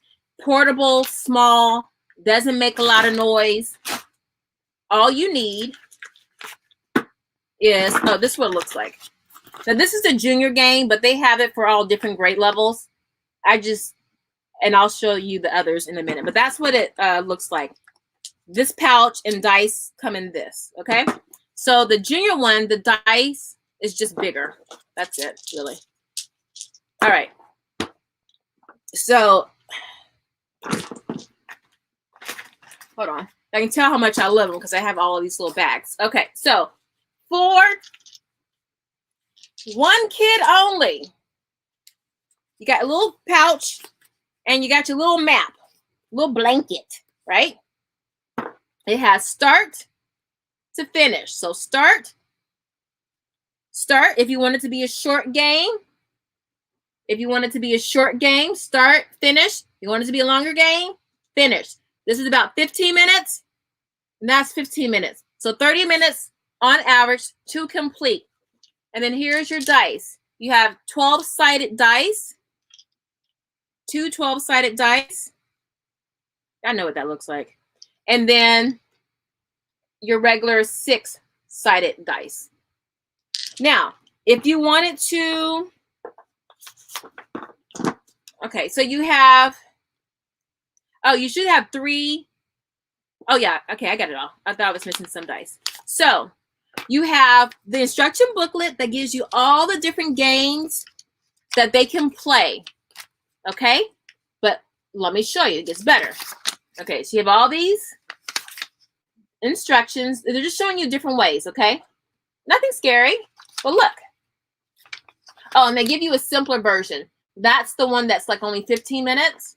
So remember on that one video I did on how to homeschool multiple children without losing your mind, I talk about whenever you're giving your child something, the one you need to keep busy, you got to keep in mind how much time is that going to buy you, okay? So when you're looking at this, you know immediately, do I need 15 minutes of time or 30 minutes of time? And there you go, okay? So they show you how to do it for addition and subtraction, the games, okay? And then they have, and I'm not going to go over that. I'm just going to show you that they do show you how to do multiplication and division. And the first couple of pages that I showed you shows you how to do it. And then they use this to, if they want it, to continue the game. Now, if you got older kids, you work on powers, roots, and beyond. Y'all see that? See?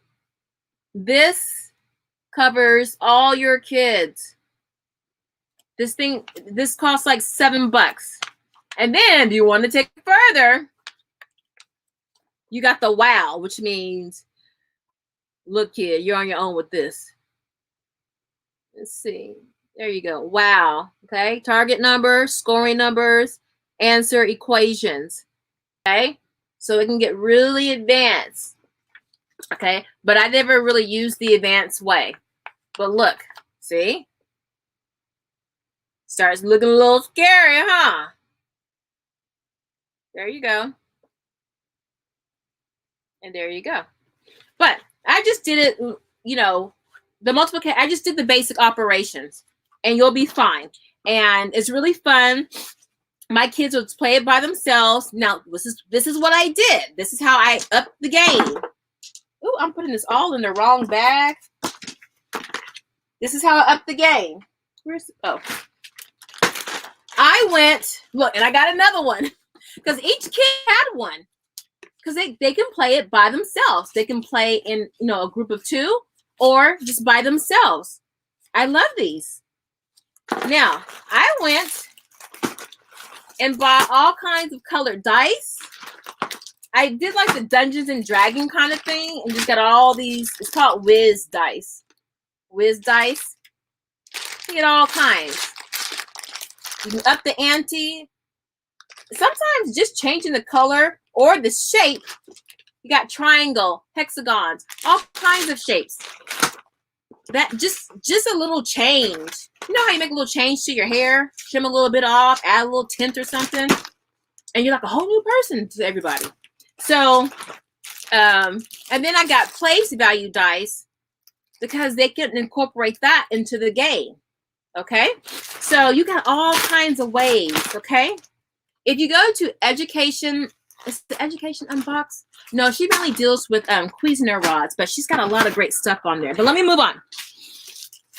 All right, so I'm gonna go through these really quickly. Now, these are your basic games of strategy. Don't sleep on strategy. Your kids, Lord knows, these kids need some kind of strategic thinking, right? Thank you guys for putting all the love in the chat for all the people who are new to the live. Lily says, I'm loving this live. Oh, thank you, Lily. Thank you so much. Because when I have to put all this stuff away, I'm going to be like, I don't know if they liked all of this. I can't even move the laptop because the game. I got one more box of games. All right, let me get to this. All right. I have another box. Okay, TPRS stands for Teaching Proficiency for Reading and Storytelling. Ooh, you learn something new every day. I'm going to look that up. Hopefully all this stuff doesn't get erased. All right, Battleship. Need I say more? Okay, but this one is not your grandma's Battleship, but it's, you know, it's a little more tricked out, but they still work. It's a nice strategy game. To me, it's kind of long. So both your kids need to really be into it. You know, if you got a short attention span kid and the other it's not, it might be a really short game. So keep that in mind. But Battleship is, look, that's a winner. This is one of, when you talk about the granddaddies of games, board games, Battlestar is right up there. Battleship is up there for a reason. The classic electronic naval battle game. Oh, shoot, I'm dropping pieces. All right, let me close this up. All right. I'm sorry if I'm not giving descriptions. I want to get through this because I'm dropping pieces everywhere. All right. Classics. Oh. All right. That's how much my kids like Battleship. This is Star Wars. Star Wars Battleship. Not quite like the original, but if your kid likes Star Wars, they will play, and it works on strategy. Don't skip on strategy, okay? Connect 4 with a twist. So, classic Hasbro game, Connect 4, but this one comes with a blue blocker. It's to add an extra layer of strategy to your game. So instead of using one of your chips to block someone, you use this, and it's basically like buying you a little life, right?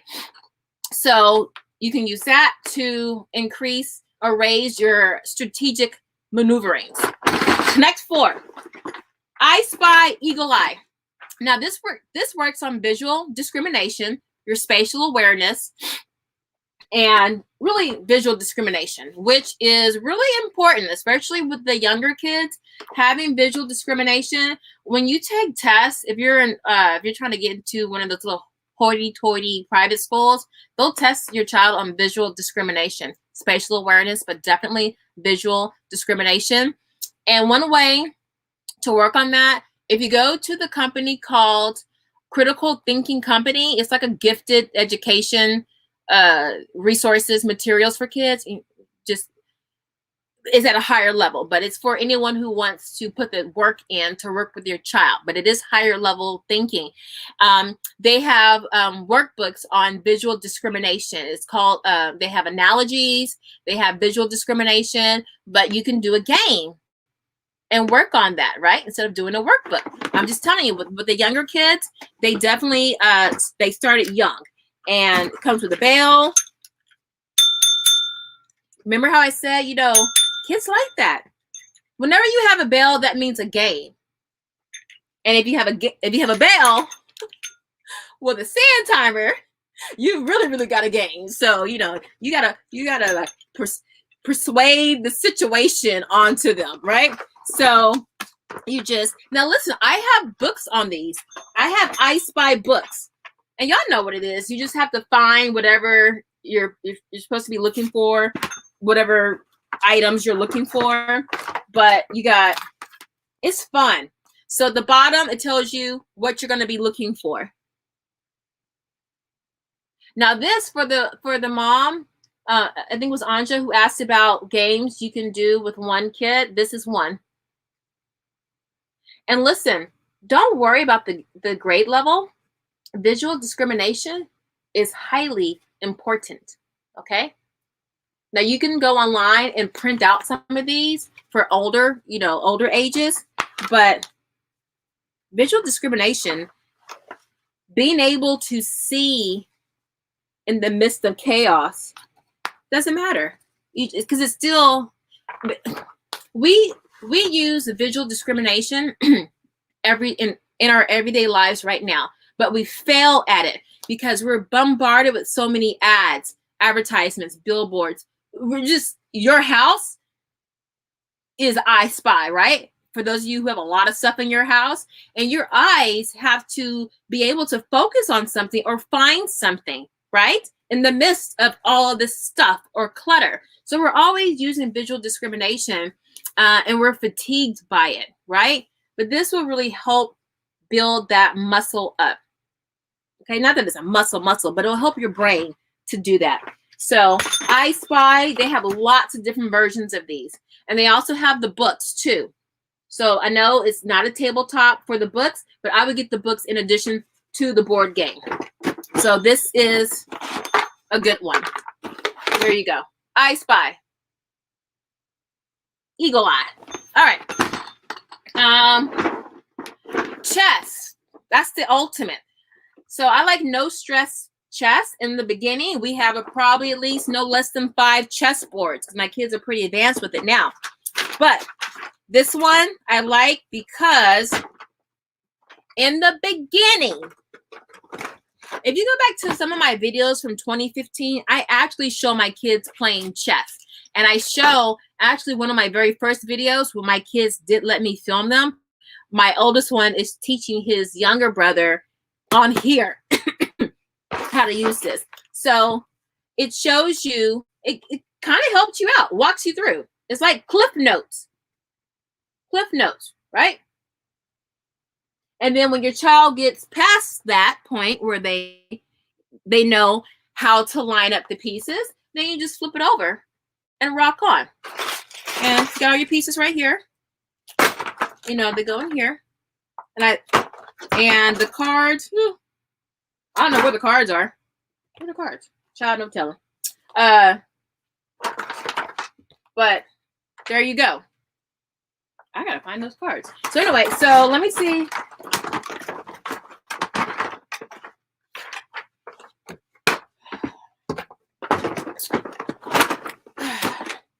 The cards.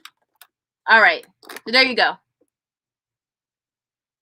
You put them right there in that little black caddy, and then the cards show you the moves. Wait.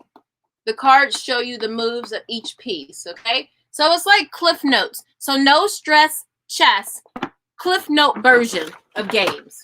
All right, let me get this in here. All right. Let me move this over here.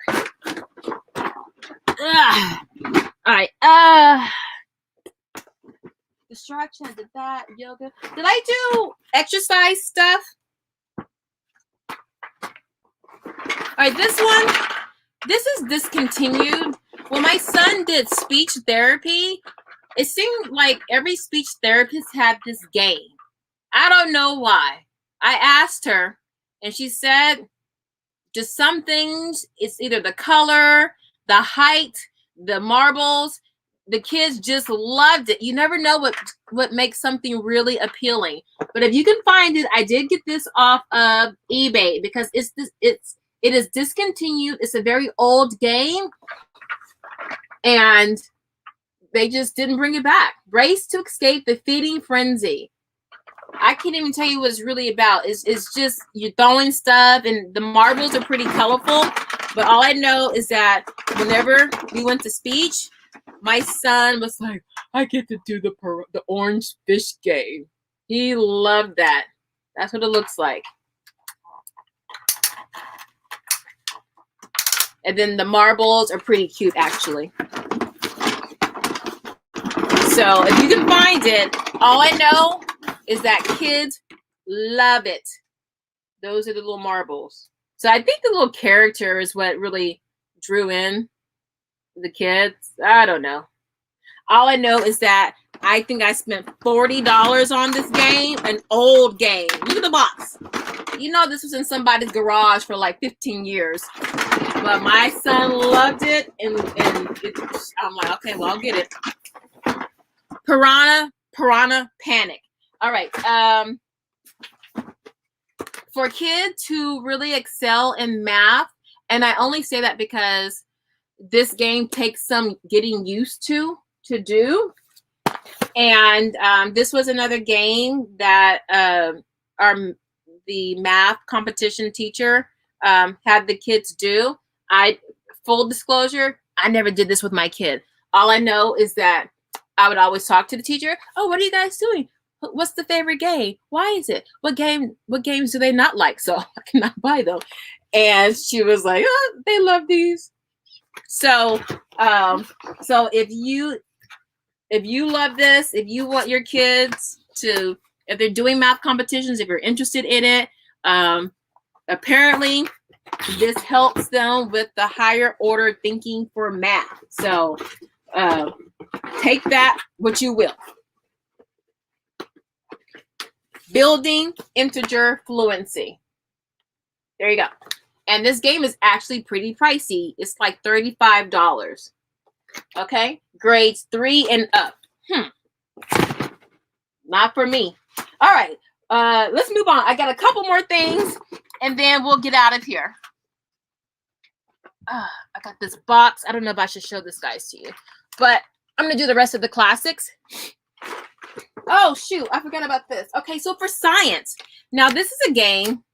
This playing cards. Remember the traditional definition of game schooling: tabletop board games and playing cards. So this is for the human skeleton. So this is the back. The back looks like. And then these are the cards. So if you, let me go closer. So here you have an ace of spades, and this is what it says on it. Okay. So you're just playing cards, really. But you're it's like flashcards on the low. Can y'all see that? It's just like flashcards. So it's in 3 different languages: English, Spanish, and French. Okay. But and also each part that it's showing, it is shaded on the skeleton. Okay. So it's just a fun way to reinforce your learning of the body. And it gets really in depth, okay? You're not just going over your basic body parts, although I'm showing you a basic body part. But it goes, I mean, just on the face alone, I think there are 10 cards. So it really goes in depth. So if you got high schoolers, they're thinking about biology, pre-med, any of that, this is perfect. I have not used this game. I have not used it as a game, like playing cards. I've just used it as flashcards. See all the information there? But as my oldest one gets older, you know, maybe, I don't know. I'm so tired of trying to always teach my kids something. I'm like, just let it be a game. But there you go. So those are the human skeleton playing cards. There you go. Human skeleton playing cards. All right. Let's see what else. Are y'all tired? Let me read these comments. All right. Thank you so much for doing this. Oh, you're welcome, Kamika. Thank you. Guys, I really appreciate it. I really appreciate, if you come away with one thing that you think might help you and your child, it is worth sitting here and putting away all of this stuff. All right. All right, let's see.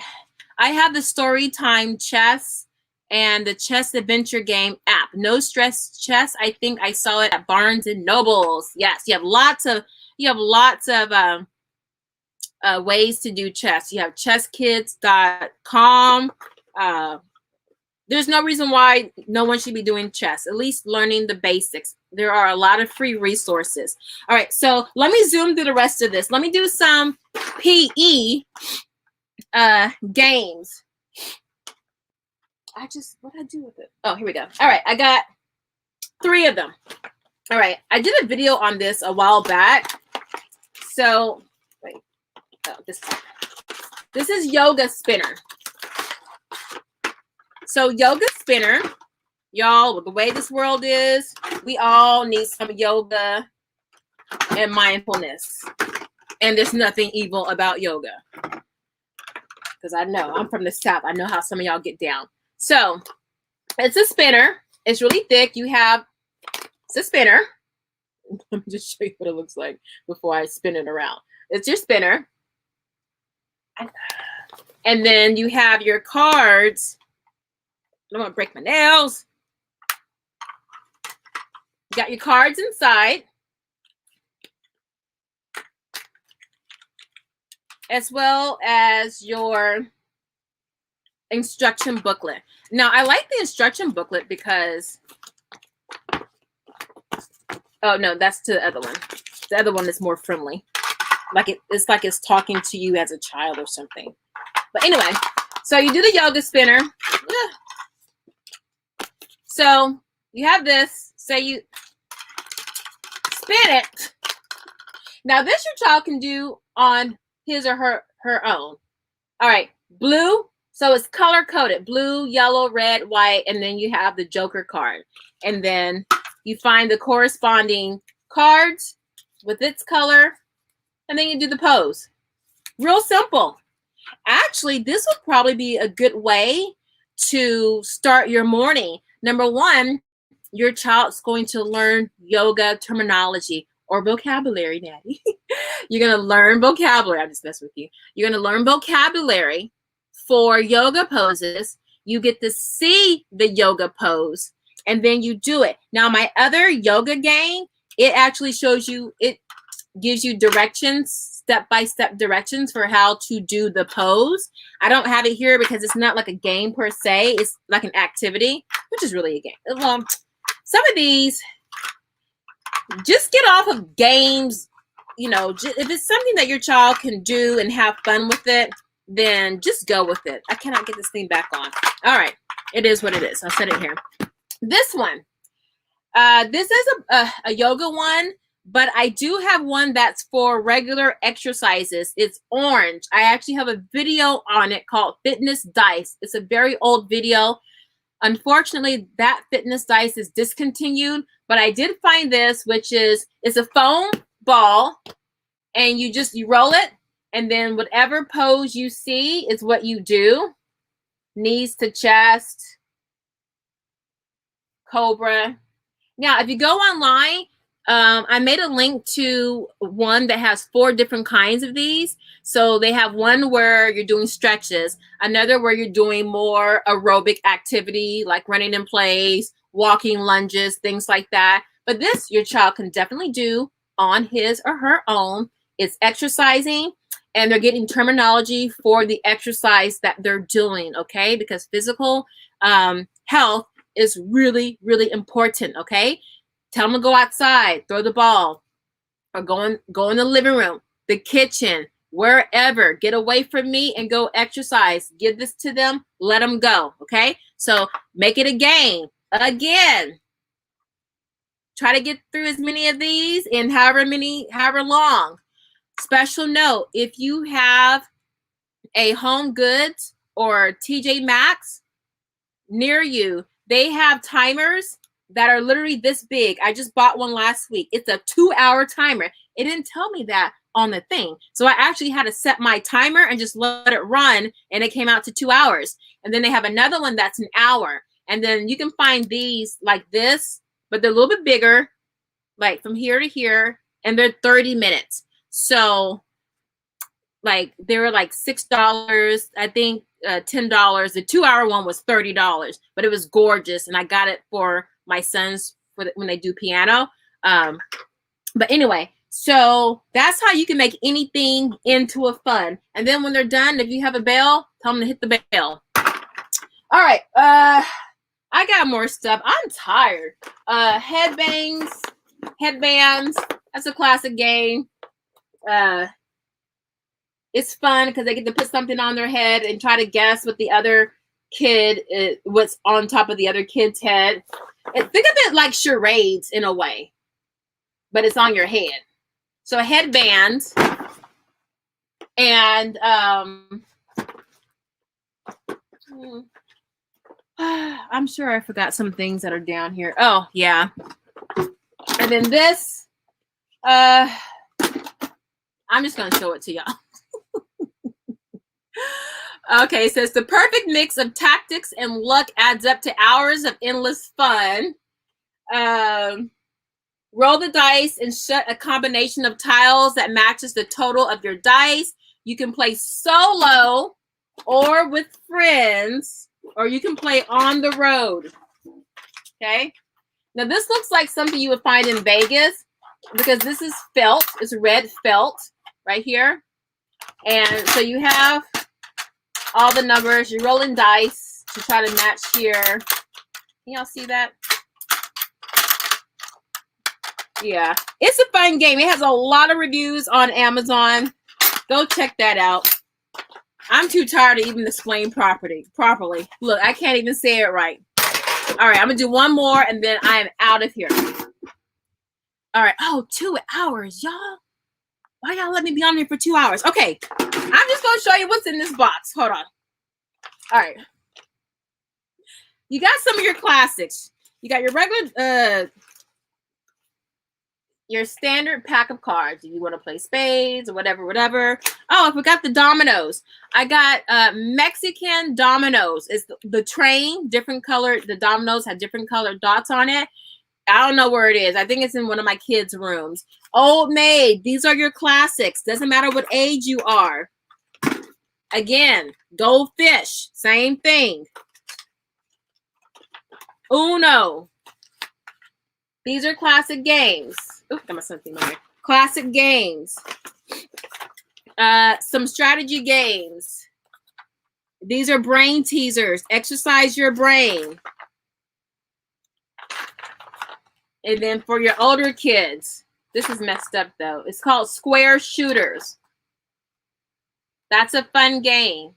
Lots of reviews. It won 2011. 2010, it won Dr. Toy's Best Pick.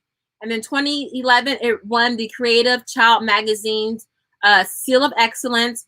And then the National Parenting Center, it won the Seal of Approval. Yeah, my kids play this a lot. So that's a good game. I have Math War, which is at the bottom of this stack. And that, I don't know. Let me see if I can just show it to you. All right. Let me see if I can just show it to you. I got some pickup sticks. Anything else? I can't do it. I can't do it. It's down there somewhere. I can't do it. I got pickup sticks, Jenga. Maybe I'll do a part 2 because I didn't even go into one of my son's rooms to see what he had in there. So I'm going to spend about an hour putting all this stuff back because I love y'all. And I'm going to get out of here. If y'all don't have any more questions, I'm peace out. And because I'm going live tomorrow. Oh, let me remind you guys what we need to do this weekend.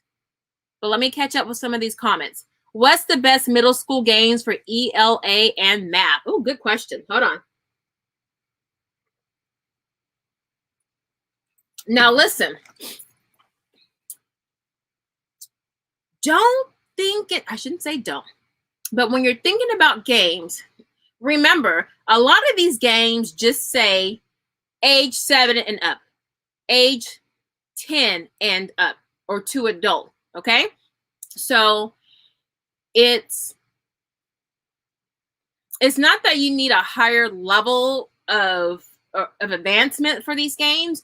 You just need the repetition, because as your child, for instance, if you're doing Connect 4, it says ages 6 and up. Now you're going to, play this game one way when you're 6. You're going to play this game differently when you're 12, okay? Because hopefully when you get into the middle school ages, if you're, into classical education, the middle school ages, that's you move from your grammar stage, which is elementary, and grammar doesn't mean grammar like we think of it. And then you move, the next stage is logic. We're talking developmental right here, developmentally where your child is. They're at that logic stage now.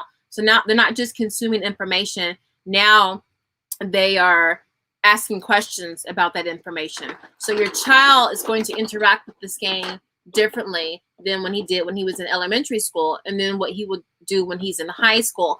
So just because a game says it's for a particular age, it doesn't just mean just that age. You can still use this game. I still play this game with my kids. Okay? So, and I have enough experience that I see patterns. When your child gets into middle school, their pattern recognition is a lot stronger. So hopefully it's a lot stronger. Their visual discrimination is stronger. So they will be playing these games at a different level. So don't think that these traditional games are just for younger kids. They really are not. Now, if you want stuff that looks more challenging or whatever, you know what? I might just take you guys to Game Chest so you can see. Yeah, I'm going to do that. Maybe it's my son and husband's birthday weekend, so I can't do it this weekend. I can probably do it during the week. I want you to see, they literally have thousands and thousands and thousands of games. I'm not kidding you. Like, just, you guys are going to see it. I'm going to show you that. So the Battleship games, all ages, you're just going to play it differently when you have more information, more life experiences. You're just going to play it differently. Chutes and Ladders. Get 2 high schoolers playing that game. They'll turn it into a whole different game. They'll make a whole new game out of that. Trust me. So you don't have to specifically look for games for middle school. But here's one thing to keep in mind. If a game takes a long time to play, say, let me rewind that. There are some games that are definitely for older kids. I belong to this forum on board games, and they're very intense and very intense. These games take a minimum of an hour to play. A lot of these games involve science and physics. Not physics, but just it's in that science realm. And they're really, really intense. But they look fun too. But if a game takes more than 30 minutes to complete, it's probably for older people, just because our attention span is longer. That's really what it is. It's the complexity of the game, where there are a lot of things going on, and the length of the game. When you have those two components, then you have a game that's, you can say, middle school and up or high school and up, right? So just keep that in mind. But don't sleep on all the other games, because you can definitely use that for any age. Now, I just found another video I'm going to make for you guys that's going to be game chess. I might do a live and just be in the store with you, and I'm going to take you to all those different sections. They have a section where those games are very advanced. I'm not kidding you. You look at the back, and the instruction manual is like this. I'm not kidding. I am not kidding, because there are people that take this stuff really seriously. That gaming world is no joke. But that was a great question. A great question, Stephanie. All right. Hi there, everyone. How is everybody doing tonight? What's up, Shahid? We tired. I don't have my I don't have my hall pass. If I had my hall pass, it would help me to get through this long video. Okay. All right. Thank you, says Kate Tice. You're welcome. All right. All right. Oh, you're welcome, Jessica. Okay. Last chance. If y'all have any questions, comments, put them in the chat. I got a lot of decompressing to do with all of this stuff. And I got to put all this, I got to put this stuff away. So, but there you go. So game schooling, major takeaways. It doesn't have to be a board game or a card game. It's nice if you can do it in the morning to start your day, or if you're having a bad day, pull out the games, right? To salvage the day, end the day on a positive note. If there's something, oh, memory, gosh, I gotta do another video. Memory games.